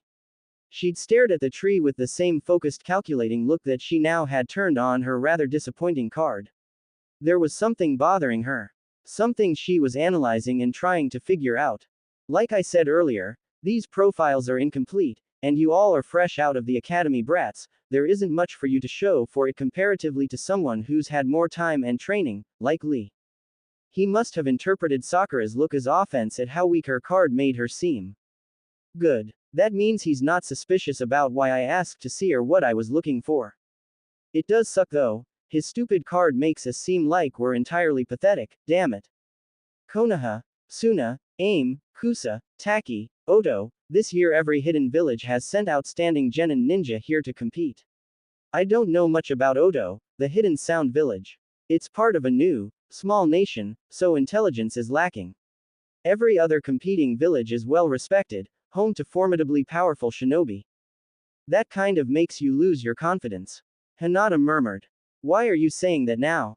Ino admonished. What you're trying to tell us is, everyone here, Sakura said, her self-doubt starting to win over again. Oh yeah, they're all like Lee and Gaara, elite hand-picked shinobi, the best genin in the world. They have to be. The test is pitiless.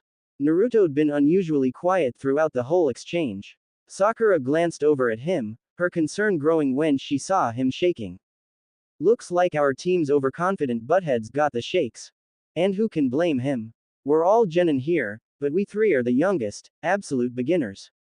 Still, it's not like Naruto. Maybe if I give him a little pep talk. Sakura stepped towards him and placed a comforting hand on his back. It's all right, Naruto. Nothing to worry about.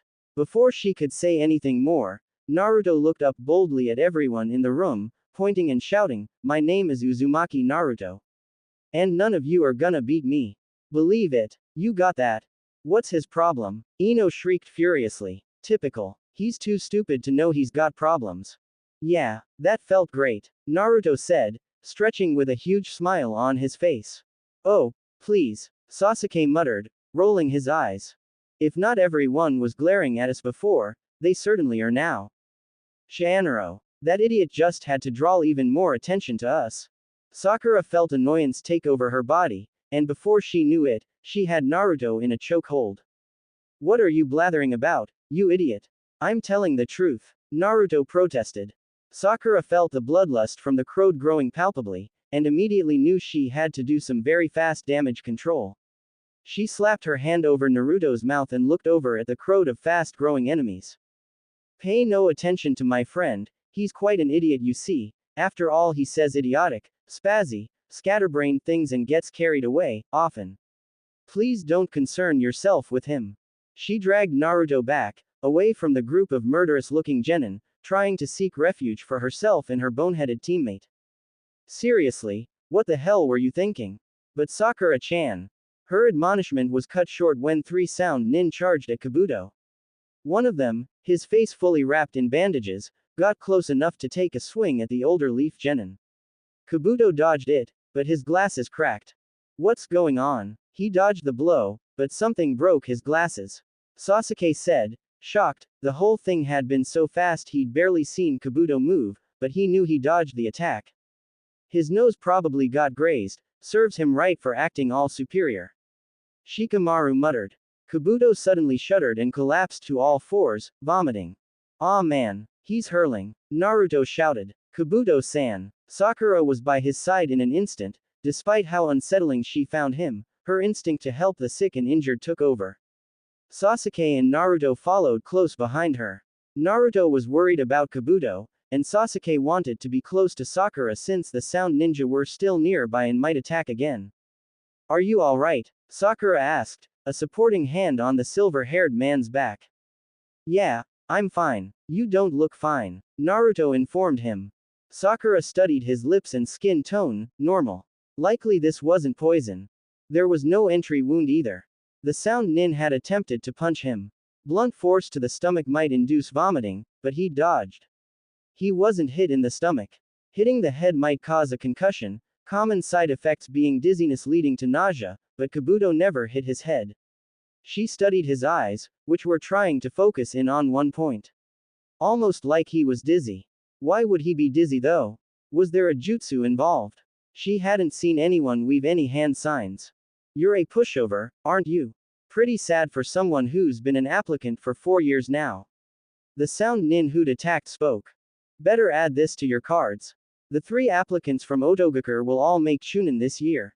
A spiky-haired sound nin said. Sakura, what's wrong with him? Sasuke asked quietly. I don't know. My guess is he's dizzy. Dizzy. Yeah, it can lead to nausea or vomiting. Why would he be dizzy? I don't know, sometimes it's a side effect of concussions, although there's no reason he should have one. He may have given himself vertigo from the speed of motion, although that'd make him a pretty lousy ninja. It could have been a jutsu. Sasuke studied Kabuto as he rose unsteadily, blinking, trying to hold his focus on one point. He did seem dizzy. As Kabuto meandered unsteadily away, Sasuke turned to Sakura again. What was that earlier? With the cards. Something was bugging you, right? Sakura felt her heart flutter at the implication that Sasuke had been paying attention to her and could read her so well. She nodded, her cheeks flushing. His information, how does he have so much of it so quickly? Our exam hasn't even started yet. We're first-time applicants. So are Rock Lee and this Gaara person. How does he have so much data on us already? He even knew the exact applicant count and national breakdown, before the application period officially closed. You were trying to see exactly how detailed his information was on us. Without revealing anything about you or Naruto to the group. Yeah, she'd only discovered Sasuke's Sharingan today and it seemed like an advantage best kept a secret. And Naruto's quick recovery time and seemingly endless supply of chakra, she hadn't wanted anyone to know about her dumber teammates' strengths either. He needed his element of surprise. There was nothing special about her though, and everyone already throws her weak. The only thing at stake had been her pride. What's your conclusion? Our mission count was D ranks and 1 C rank, and his cards didn't include anything other than hard ability scaling. It did have my birthday included. My guess is all the card information is within some sort of public domain, but how did he know to even know whose cards to make or what data to gather? Sasuke finished. Sakura nodded. His information is helpful, and it seems accurate. I think we can trust it. But I'd be careful about trusting him or telling him too much. Sasuke nodded in silent agreement. It seemed stupid to him that he hadn't even thought to find Kabuto's wealth of information suspicious. It really was a good thing Sakura had come to this exam with them. There was a large puff of smoke from the front of the classroom, interrupting the lingering chatter. Would everybody please just shut up? The smoke cleared to reveal several older ninja. Sorry to have kept you waiting. My name is Morino Ibiki, I'm the proctor and chief examiner for the first part of the exam. Said a gruff man standing in the front of the group. He had 2 scars running diagonally up his face, and one close to his left eye trailing vertically down to the edge of his mouth. He had a long black coat and a black bandana covered the top of his head. He was imposing and left no room to question his authority. He pointed a black-gloved finger to the sound nin, who'd retreated towards the back. First part, I have a feeling this'll be a multi-day thing. Good thing I prepped food and medicine for mom, she should have enough for a week. You, the kids from Otogakure. You can't carry on any way you please when the exam's about to start. Or do you want to be disqualified? Sorry, sir, it's our first exam, and we got a little carried away. The boy with bandages covering his face answered. Is that so? Then it's high time someone laid down a few ground rules. From this point forward there will be no more fighting without the express permission of the examining officer, and even if that permission is granted, anything that endangers another applicant's life is strictly forbidden. Any of you maggots who break that rule are out. Disqualified. No second chances. Got that? Makes sense. It could cause an international incident otherwise, it might start a war. So this is a test for little girly men. The spiky-haired sound nin sneered. Sakura felt the entire female population of the room temporarily unified to glare at the asshole. Being a girl did not mean being weak or cowardly, though apparently many of their male colleagues had yet to learn that. Ibiki just smirked. Hey, very well. The first part of the selection exam is about to commence. Turn in your written applications, take one of these seating assignment cards, and report directly to the seat indicated. When everyone's seated, we'll pass out the written portion of the exam. AA paper test. Naruto shouted, already sweating bullets. A paper test. Written portion of the exam was possibly the worst thing anyone could have ever said to Naruto. As Sakura lined up to pass in her application and get her seating number, Trying her best not to dwell on how screwed Naruto was, she couldn't help but think the examiner with spiky hair and a bandage running horizontally across his face looked familiar. Was his brother the one downstairs giving us trouble? But the bandage on his face, skin-deep injuries aren't exactly genetic. She scanned the room, but saw no trace of the boy from earlier who'd blocked their way. Her eyes widened in realization. It's the same guy, isn't it? Sneaky. She exchanged her application for a seat number. As she passed the familiar examiner, she murmured loud enough for him to hear, "I see you took my suggestion." The man, Hagane Katetsu, smirked, confirming her suspicion. He'd been rather surprised and amused she'd suggested bandaging his nose in the first place. In all honesty, he was impressed. Despite the nerves and tension she was bound to be feeling, she still managed enough awareness to make the connection. This kid was smart, and calm under pressure. He had a feeling that she might be able to answer every question on the test on her own. It would defeat the purpose, but they hadn't accounted for a genin with that level of deductive reasoning. Everyone was seated, waiting for the test to begin, and Naruto already had his hands buried in his hair. Sakura had him in her sightline and could already tell he was freaking out. This must be Naruto's worst nightmare. He's panicking already. Sakura's assessment was correct. Naruto was indeed panicking. His teammates were spread out all over the room, so he couldn't even take comfort in their presence. What was he going to do? Naruto-kun. A soft voice came from his right. He turned to see a red-faced Hyuga Hinata. Oh, Hinata, how long have you been there? He hadn't even noticed her. This chick was a regular invisible girl. So quiet and easily overlooked. Let's do our best, she said, giving him a small smile which he easily returned. Papers face down until I give the signal. Now listen up, Ibiki barked, drawing all eyes in the room. There are a few big rules that pertain to this first test. I'll write them on the blackboard and explain them all, but I'm not taking questions, so listen carefully. I will only say this once. Rules, no questions. Why not? Most exams allow for clarifying questions. And why only say it once? A ninja must see through deception. Kakashi's frequent mantra floated through her head. Ah, I see. It's part of the test. To see how well we work with just what's given to us. And to test our memory. Rule number 1. Ibiki continued, his chalk scratching away at the board. Each of you starts with 10 points. The test has 10 questions, each worth 1 point. For each question you get wrong, we subtract 1 point from you. Get all 10 right, and you retain the 10 points you have. But if, for example, you answer 3 questions incorrectly, we take your 10 points, subtract 1 point for every wrong answer, and your total drops to 7. I already have questions. This test is operating in negative points. Since we start with the maximum amount, a correct answer is worth 0 and a wrong answer is worth -1, so what happens if we don't answer? If there's no penalty for not answering, then a blank test could be worth 10 points. Naruto hadn't noticed this discrepancy. His mind instead focused on the fact that if he got 10 wrong answers, he'd end up with no points at all. Rule number 2. This written test is still a team event. Passing or failing will be determined by the sum of points held by all 3 members of each cell. Sakura's head almost banged into the desk. The object is for each team to have as few deductions as possible from its joint 30-point total. Wait a second, Sakura shouted, completely forgetting the no-question statement. If we're being graded as a team, why aren't we allowed to work with our teammates to answer the questions? Katetsu smirked again. This kid didn't realize how close to the answer she was, but he had no doubt she'd get there. What had the Uchiha brat said about her? She was the most analytical in their cell. And coming from the prodigy Uchiha, that meant something. Ibiki's eyes narrowed. If she pushed a little harder, she'd ruin the whole test right then and there. Did you not hear the part about no questions? We have our reasons. Now shut up and listen. This next bit is crucial. The girl quieted, but he could see by her narrowed eyes that she was carefully calculating everything he said so far. Rule number 3. If, during the course of the exam, a candidate does anything out of the ordinary, in other words anything that leads the proctors to determine that he or she has cheated, we subtract 2 points from each member of the cheater's team. In all probability, some of you will run through your entire allowance of points during the test. If so, you'll be failed and asked to leave. I get it, there are more ways to lose points than just missing a question. But, something's weird about this.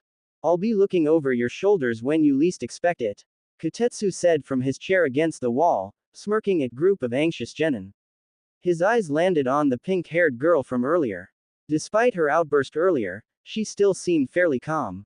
He could practically see the gears turning in her mind. If you let the proctors catch you cheating, you'll bring yourself and your friends down.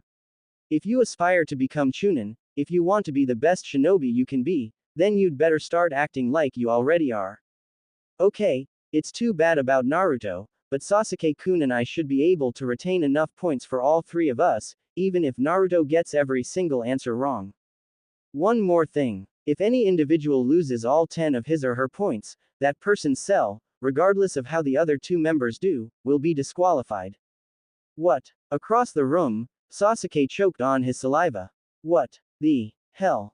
Naruto was now sweating bullets, the pressure having been greatly amplified with those few words. He could feel both members of his team, ready to kill him already. You have 1 hour. Starting now. There was a rustle of paper and pencil scratching as everyone got to work. This is bad, this could be a no-win situation, please Naruto, try to hang on to at least one of your points. For his part, Naruto was unraveling. This was funny, here he was again, facing the worst kind of enemy. Teachers didn't call him the all-time dunce for nothing. He earned that name on the field of battle. The trick was not to show any fear. Tests could smell fear. He had to remain calm, focus like Sakura always told him. Don't try to do everything at once. Look each question square in the eye. Try to find the weakest link, the easy one. Separate it from the herd and take it down. His raven-haired teammate watched his shivering back from 3 rows behind him. This was so not good. Naruto was an idiot. The best Sasuke could hope for was that the bonehead wouldn't panic. He looked down at the first question. Question number 1. Decode the following cipher and summarize its meaning. Sasuke blinked. Whoa. First up was cryptography. They wanted them to work their butts off. He'd been confident he'd be able to pass this written test easily, but now he wasn't so sure. Sakura's eyes glanced at Naruto again. I hope that idiot's doing okay. I've got to concentrate on my own test. I have to hang on to all my points to make up for him. Her green eyes drifted back to her own test, skimming through the questions. Question number 2. The parabola marked B represents the greatest effective distance the enemy shinobi, A, could throw from the top of a 7.07 meter tall tree. Calculate the specific features of the scenario and deduce the range of the shuriken's effectiveness, assuming a consistent speed for shinobi A's assault upon enemy shinobi operating within the arc that the flight of the shuriken describes. Show your work. Dear God, Naruto's so screwed. This is, to solve this, you need to hypothesize under very uncertain conditions, and then apply the laws of kinetics to whatever you come up with. There's no way Naruto could answer this, actually, neither could most of the people in this room. We can. Shanaru. Yes, but an average genin couldn't. It's too hard, bordering on impossible. Sasuke stared at his test with an almost amused frustration. Well, he didn't know how to answer a single one of the questions, interesting. He'd always been top of the class. He was as academically gifted as he was skilled in combat. If he couldn't answer these, odds were very few in the room probably could. He figured Sakura was one of the few, this was her bread and butter. But Sakura's perfect score alone wouldn't be enough to carry them. He had to at least answer 7 or 8 correctly. And what was the deal with question 10? Question number 10. This question will not be provided until 45 minutes into the exam. At that time, please answer the proctor's question to the best of your ability. Sakura stared down at her test again. Things weren't adding up. There's too much that's strange about this. We're graded as a team but not allowed to work together. In fact, we're purposely spread around so we can't. Then there's the point system. Everyone starting with a perfect score and losing points on incorrect answers or getting caught cheating, and that affects all team members, but normally in a test, if you get caught cheating, that's the end automatically. Here you and your team just lose points if you're caught. A ninja must see through deception. Oh, Sakura's eyes widened. Ibiki had said it himself. If you let the proctors catch you cheating. This test is designed to force us to cheat. They expect us to. It's about information gathering, who can gather intel without being caught by the enemy. That's why we're graded as a cell too. If a team member is caught, everyone else's cover is blown too. Sakura closed her eyes for a moment, calmly analyzing her team's situation. Sasuke-kun probably won't be able to answer these, but he'll probably reach the same conclusion I did eventually and figure out a way to subtly cheat, probably using his Sharingan somehow. Naruto won't be able to think that clearly. He can't answer any of these questions, and if he comes to cheating, it'll be a desperation move, not a calculated one. And he has no subtlety whatsoever. Like screaming his presence and jumping into a dome of ice mirrors, idiot. Exactly. Assuming there is no penalty for not answering the questions, our best bet is if he chooses not to answer, though I doubt he'll reach that conclusion logically. If it happens, it'll be more our luck than his brilliance. And us. I don't have a surefire way of cheating that won't get me caught, and I can answer these without it. So that's my best bet. Maybe Sasuke-kun will be able to cheat off me somehow. Sakura set to work powering through the incredibly difficult questions on the test. Naruto, on the other hand, completely devolved. He held his head in mortification, beads of sweat dripping down his face. Man, he was so screwed. Totally. Seriously. Fatally screwed. What do I do? Kept echoing around his empty head. He let out a quiet exclamation. Crop. Hinata looked over at him, her face flushing at the blonde sitting so close next to her. But he looked so stressed. He was having such a hard time with this test, and she couldn't stop the concern from making its way to her face. She wanted to help him somehow. Sasuke eyed the proctors lining the walls. They were watching them like hawks. It's like they expected them to cheat. He watched as a proctor suddenly began to make notes on his clipboard. Someone just got nailed. Sakura finished answering the sixth question and stared down at her test, a frustrated hand raking through her hair. Rule number 2 makes it pretty clear that we're competing against each other. Obviously, only teams that keep the most points will be allowed to pass. I just wish I knew where the cutoff was. How many of the top teams can pass? Not that knowing would change anything, but the uncertainty is driving me nuts. The boy next to her, wearing a sand Hittite, stood up suddenly. You know, the one thing I keep wondering is how many of the top-ranking teams will be allowed to pass. Guess we weren't the only ones who were curious. Ibiki started chuckling, which Sakura took as a bad sign. Knowing that isn't going to help you, is it? Unless you're hoping to fail. I'm sorry, the boy murmured, sitting down quickly. I figured as much. If only about 10 of the 51 teams here can pass, all 3 of us need to retain as many points as possible. The system is set up so that it forces you to cheat. I just hope Sasuke-kun and Naruto don't panic and do it sloppily. No, Sasuke-kun will be fine. But Naruto, maybe he'll magically learn the art of subtlety. Yeah, when hell freezes over. Naruto was trying to talk himself down from a nervous breakdown. Remain calm. Above all, proceed with caution, and cheat well enough that they don't catch him. Immediately he knew that was a terrible idea and he shouldn't even go there. As Sasuke continued to eye the proctors, scratching away at their clipboards, Ibiki's words from earlier played through his head. That was it. He got it now. This was an intelligence test, in more than just an academic sense. Naruto had to wake up. He'd be history if he didn't figure it out. They were testing their information gathering skills. They wanted them to cheat like shinobi, without getting caught. The proctors wanted them to cheat really well, the way the best shinobi would if they needed to gather information in a real-world mission. That explained the 2-point deductions. The real message was you could get caught 4 times before you face disqualification. They weren't being tested on whether they knew the answers, but on how skillfully they could discover them. And any minute now, anyone else who figured it out would start going for it. He was right. Akamaru, Kiba's dog, was sitting on the scruffy brunette's head, peeking at others' tests and quietly barking the answers to his owner. An insect was flying in fancy patterns in front of Shino, communicating the answers. 1010 had somehow managed to rig some sheets of mirror around the light fixture and tilting them with strings, allowing both her and Lee to see other people's answers. Dosu, the sound ninja that attacked Kabuto earlier, listened closely to the pencil strokes of someone nearby, and copied what he differentiated from the sound of the writing. Neji activated his Hyuga clan Kekkei Genkei, enhancing his vision and allowing him to see the answers of the person in front of him. Sasuke looked around. He needed to find who had the answers. There had to be someone they planted, if they expected them to cheat. He first tried to locate Sakura. She'd probably figured out the whole test ages ago. And he doubted she needed to cheat to answer the questions, she was probably efficiently solving them on her own.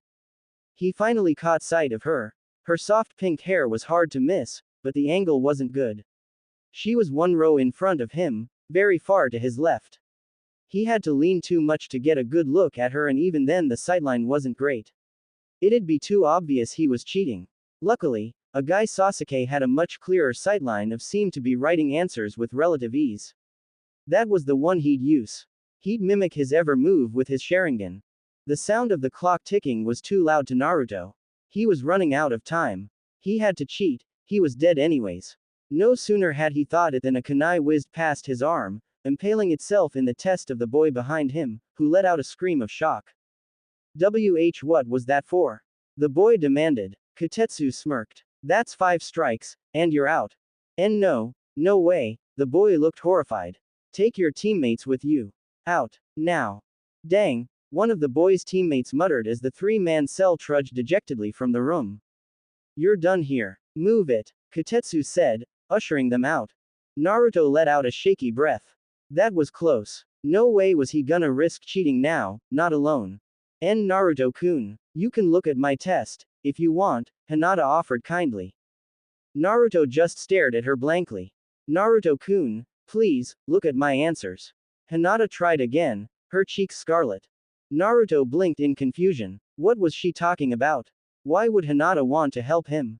It had to be some kind of trick, but that was pretty low. And Hinata had never been anything but quiet and, well, nice, he guessed. She wasn't the kind of girl to play a trick like that. But Kiba might, and they were teammates, he could have forced her to. Level with me, what's in it for you if you help me? Naruto asked suspiciously. It's just, she fidgeted and swallowed hard, trying to find the right words. And the courage to say them. I don't want you to have to leave so soon, Naruto-kun. That seemed to confuse him even more, as he continued to stare at her blankly. What did it matter to her if he left now? Well, you know, there are only 9 of us rookies, and we don't know what we're facing. The odds will be better for all of us, if we stick together, at least, for now, Hinata finished lamely. What a terrible lie. Her team aside, it didn't matter much to her who else passed. It'd be nice if all her old classmates did, but ultimately the only one she really cared to see succeed was Naruto. Oh, okay. Hey, yeah, I guess that makes sense, sorry for doubting you. Naruto said with a smile. It was his lucky day. Good thing Hinata got placed next to him. Hinata subtly slid her test over slightly, closer to Naruto, who turned to look at it before he froze. He heard the telltale signs of a proctor scratching notes on his clipboard, and when he glanced over and saw the proctor look up at him and smirk, his stomach dropped. Hinata, don't you get it? Huh, a world-class ninja like me just isn't the kind of guy who cheats. But, Naruto-kun. Besides, if I get busted, I don't want you to have to pay for having helped me.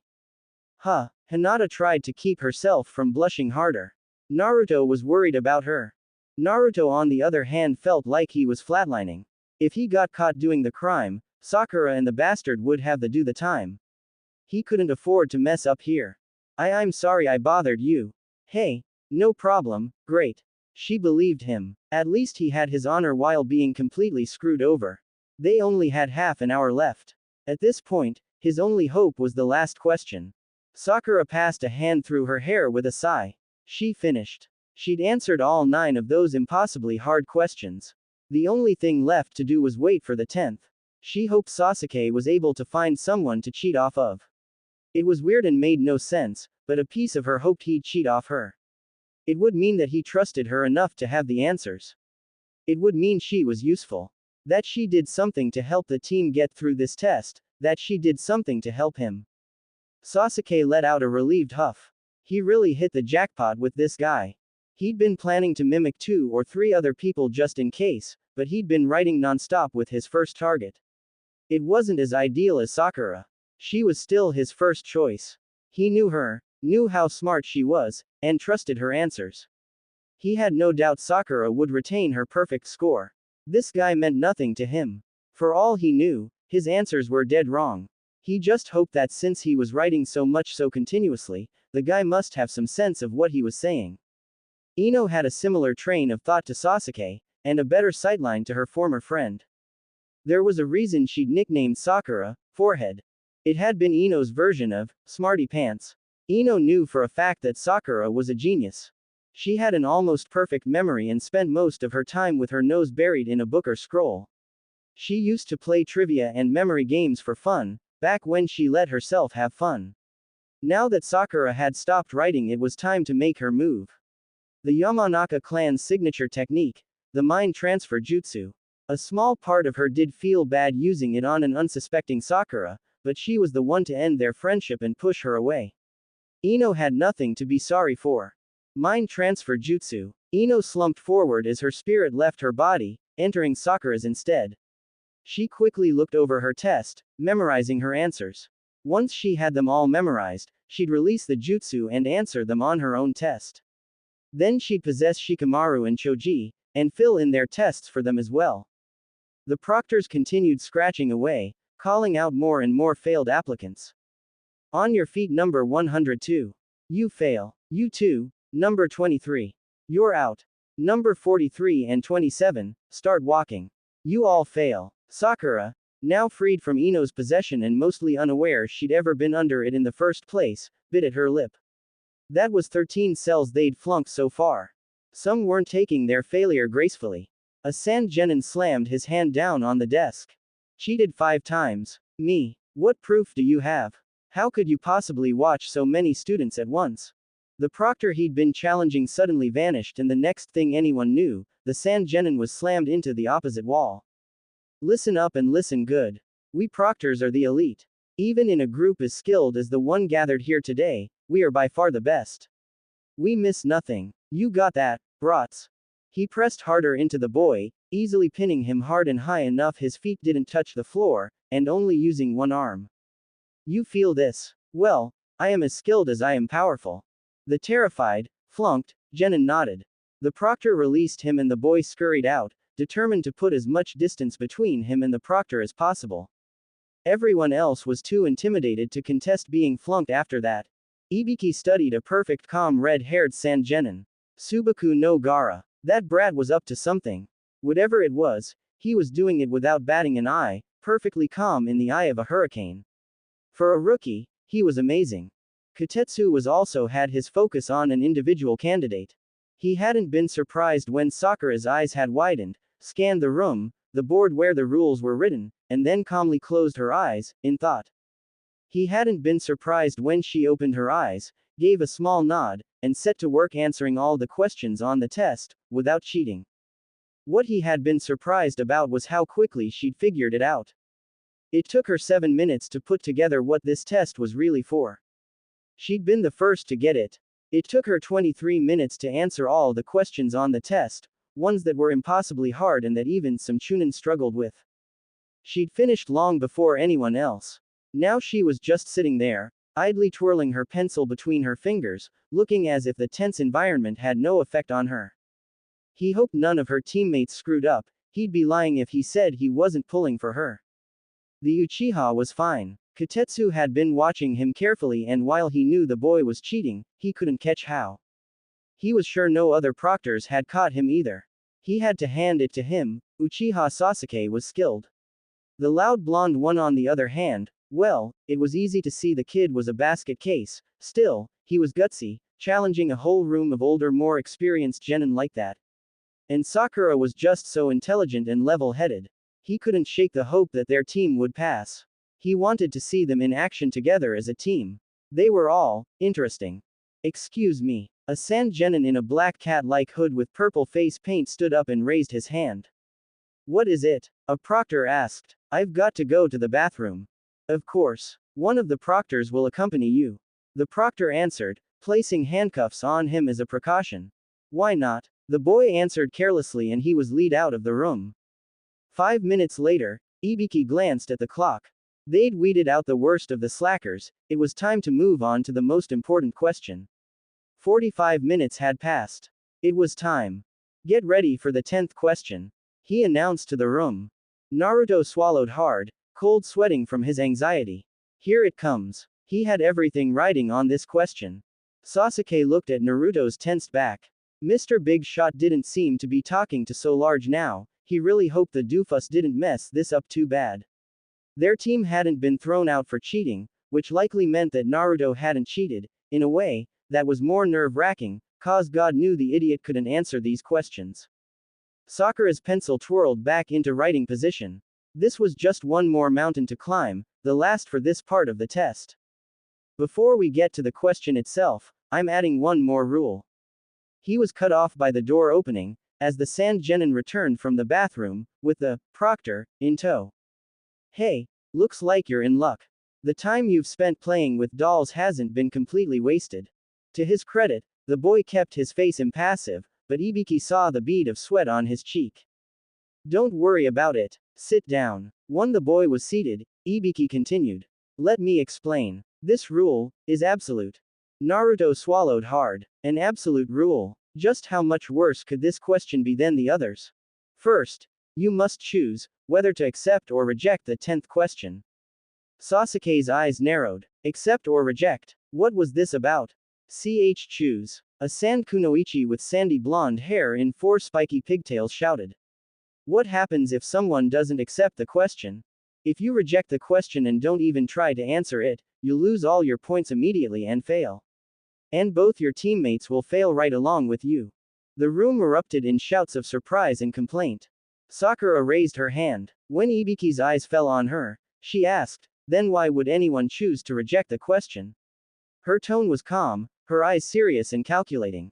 Ibiki studied her. For a girl her age, who spent a fair amount of time on her looks, if her shiny long hair and flawless skin were any indication, she sure was level-headed.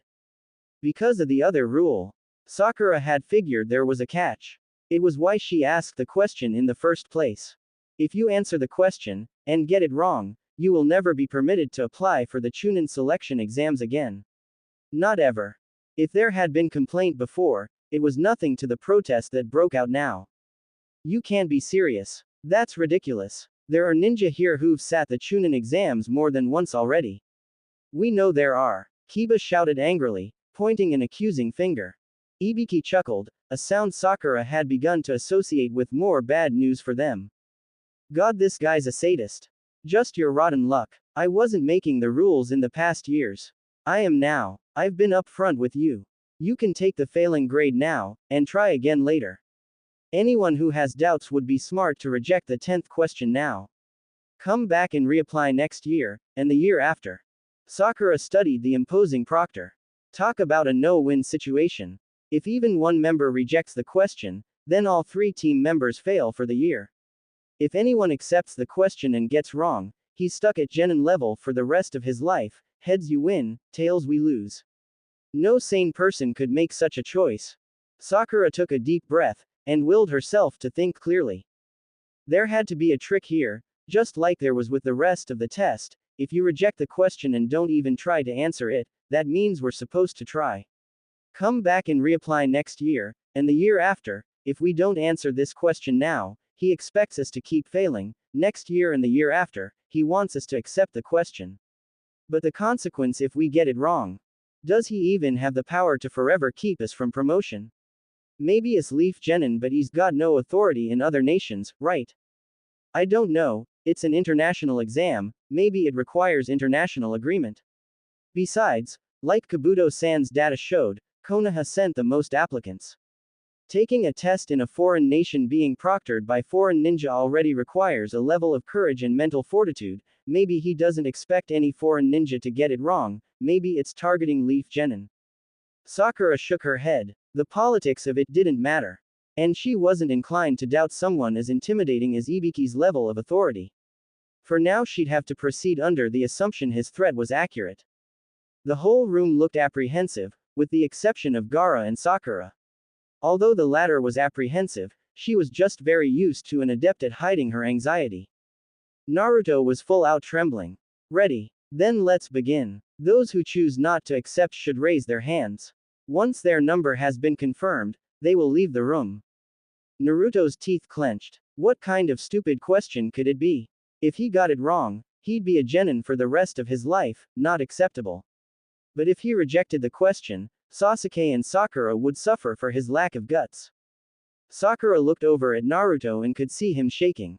She felt her heart give a little. I don't intend to raise my hand. Ibiki-san wants us to accept the question and I'm sure I can answer it, whatever it may be, but even if Naruto decides to play it safe and reject the question, and we all fail, all I'll lose is time. I won't have failed forever, and I can apply again for the next exam. I may even be more ready by then, but, Naruto, you're different. It'd be foolish of you to sacrifice yourself forever for our sakes. Reject the question. I quit. I'm rejecting the question, the boy next to Naruto shouted, standing up abruptly. Jenna, Anaho, forgive me. Number 50, failed. Number 130 and number 111, you fail along with him.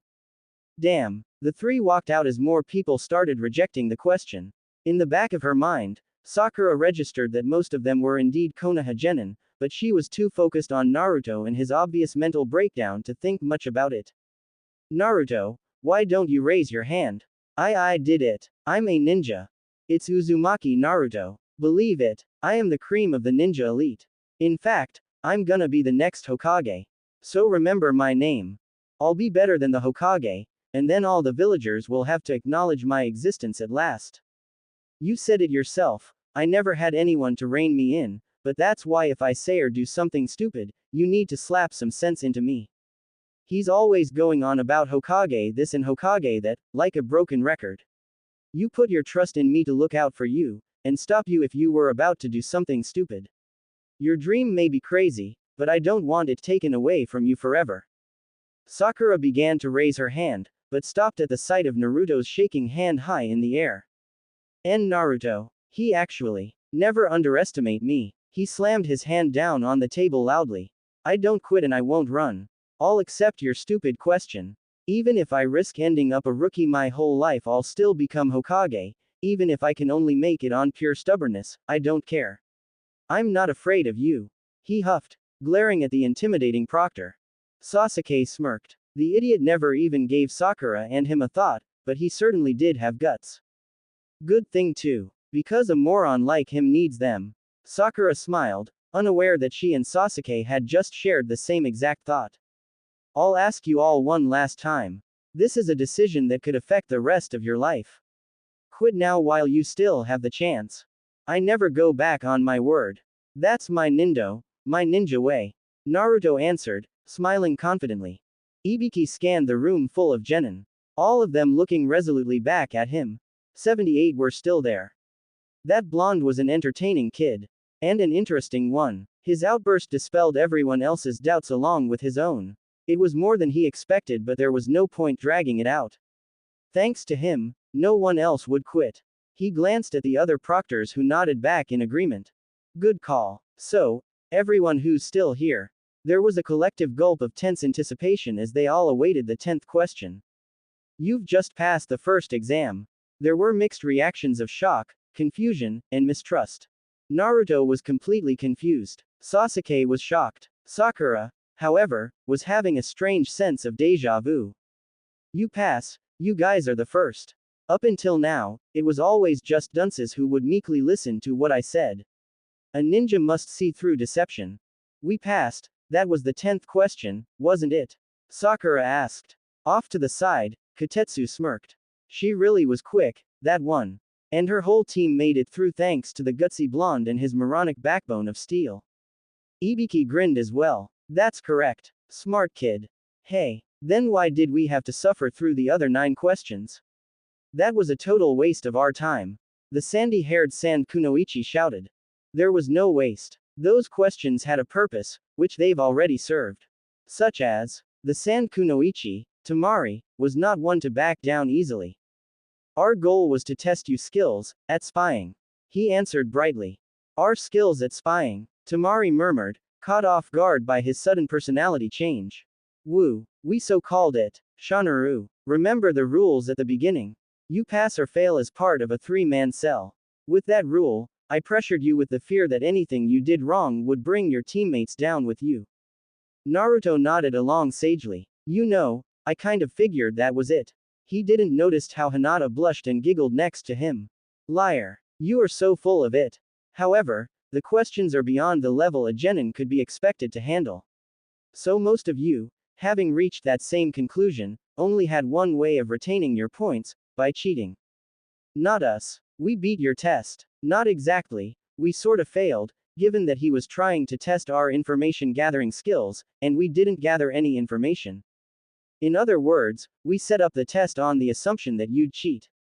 Sasuke smirked. He'd been right. And to ensure there would be suitable targets for you to cheat from, we snuck a pair in, two chunin who already knew all the answers.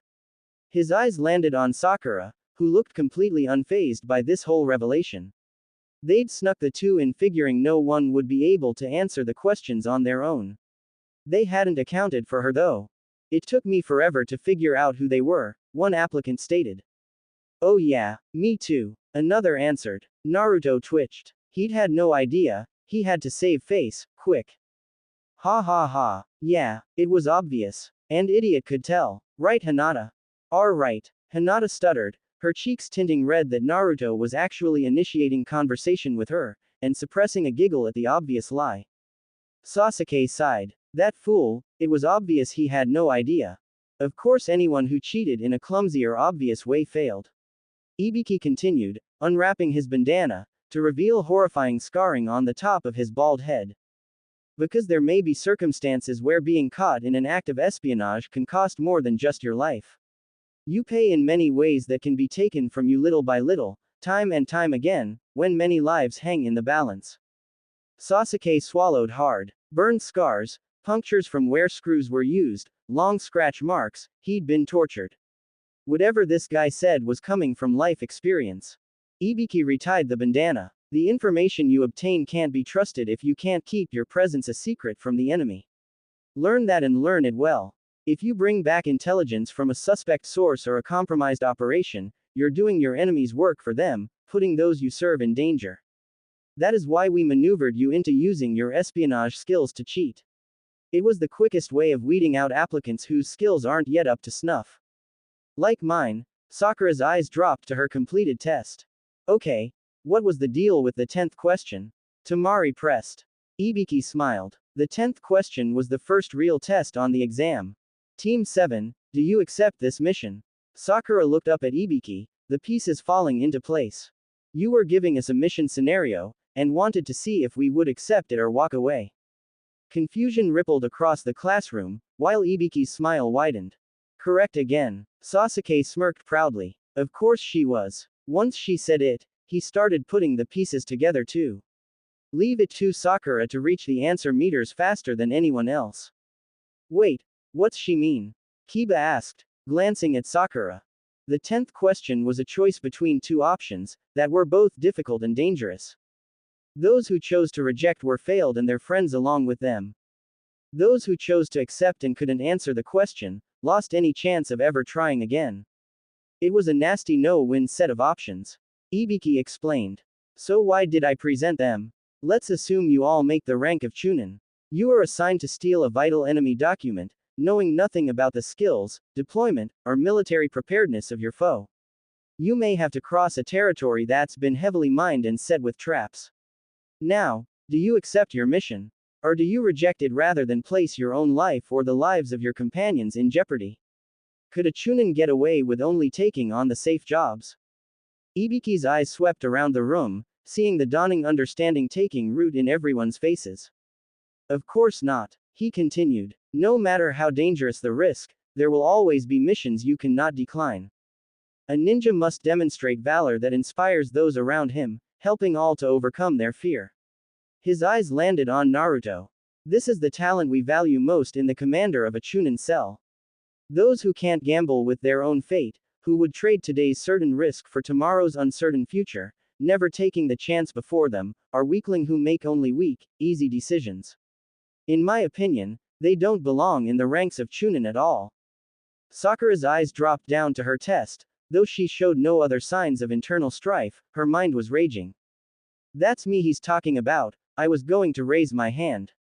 For Naruto's sake, not our own. Still, I shouldn't be here. I didn't even pass this test, not really. I didn't cheat. If I had, I wouldn't have passed. But we figured out what was going on before anyone else. We analyzed the situation and acted accordingly to the best of our abilities.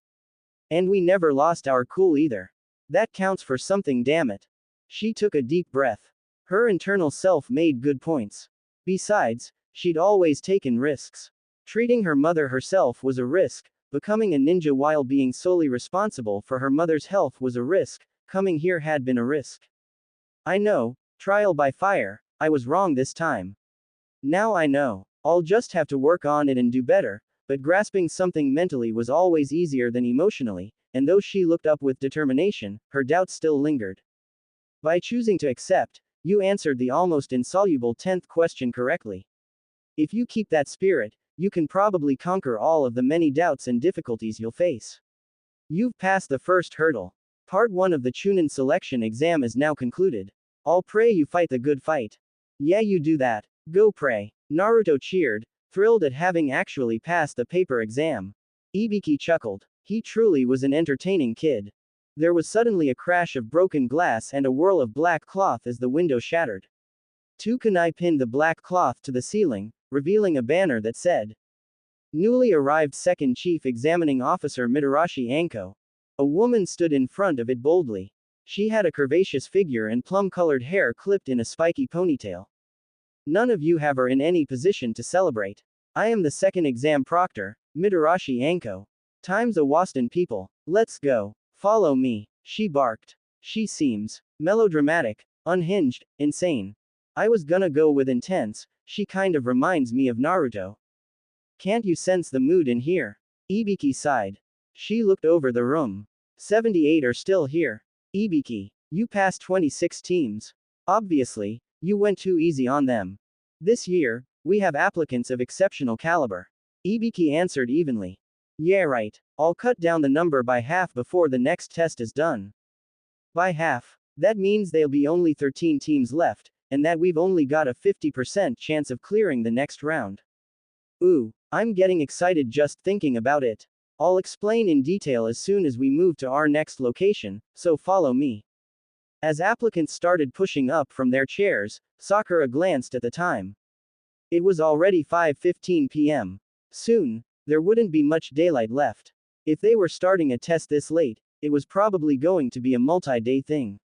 With that thought in mind, she quickly tore a corner off her test and jotted a quick note to her sensei, asking if he'd check in on her mom every now and then while she was busy taking this test, folded the small section of paper, and headed for the spiky-haired, bandaged-nosed proctor she'd recognized earlier. Excuse me, she asked him, tugging gently at the end of his shirt. He turned towards her, a smirk forming on his face when he saw her. Congrats on passing, Sakura, right? That's right, Haruno Sakura, thank you, although technically I didn't demonstrate what the test was actually looking for. Hagain Katetsu. Katetsu's fine. And no need to gather information if you already have it, or can figure it out on your own. He answered easily, apparently not having an issue with the way Sakura passed the test. I guess, in the end it didn't matter much anyways, since the only really question was the 10th. She allowed. Katetsu-san, I have a favor to ask, would you please give this to Hitaki Kakashi? She held up the tiny note she had written. Not trying to cheat now, are you? How? I have no idea what the second exam will be, although my guess is it'll be some sort of practical test, now that you've tested us in theory. Kakashi-sensei's interference would invalidate anything we do and be grounds for disqualification. Not bad. Solid reasoning. So, why should I do you this favor? He asked, smirking down at her. Fee for medical advice. Congratulations present, birthday present, curiosity, something to do. Sakura shrugged lightly, a smirk of her own making its way towards her lips, a chance to ask Kakashi-sensei about us cause I know you were impressed by Sasuke-kun earlier, and entertained by Naruto. Katetsu nodded. You forgot curiosity about you on that list. Me. Why be curious about me? Next to Sasuke-kun and Naruto, I'm nothing special. There wasn't a single other person taking the test today that was able to answer those questions, none who figured out the test as fast as you, very few who remained as calm as you in a high-pressure environment, none who recognized me, none who gave me first aid advice, and none who dared to walk up to one of the proctors after the exam and ask for an unrelated favor. You're more interesting than you think, Sakura. Sakura blinked up at him, wide-eyed. She hadn't expected that. Kotetsu smiled down at her and took the note from her fingers. And you were smart enough to use the right motivation. I am interested in your team and I'd welcome the excuse to question your sensei. You'd better get going. Happy birthday, Sakura. Good luck.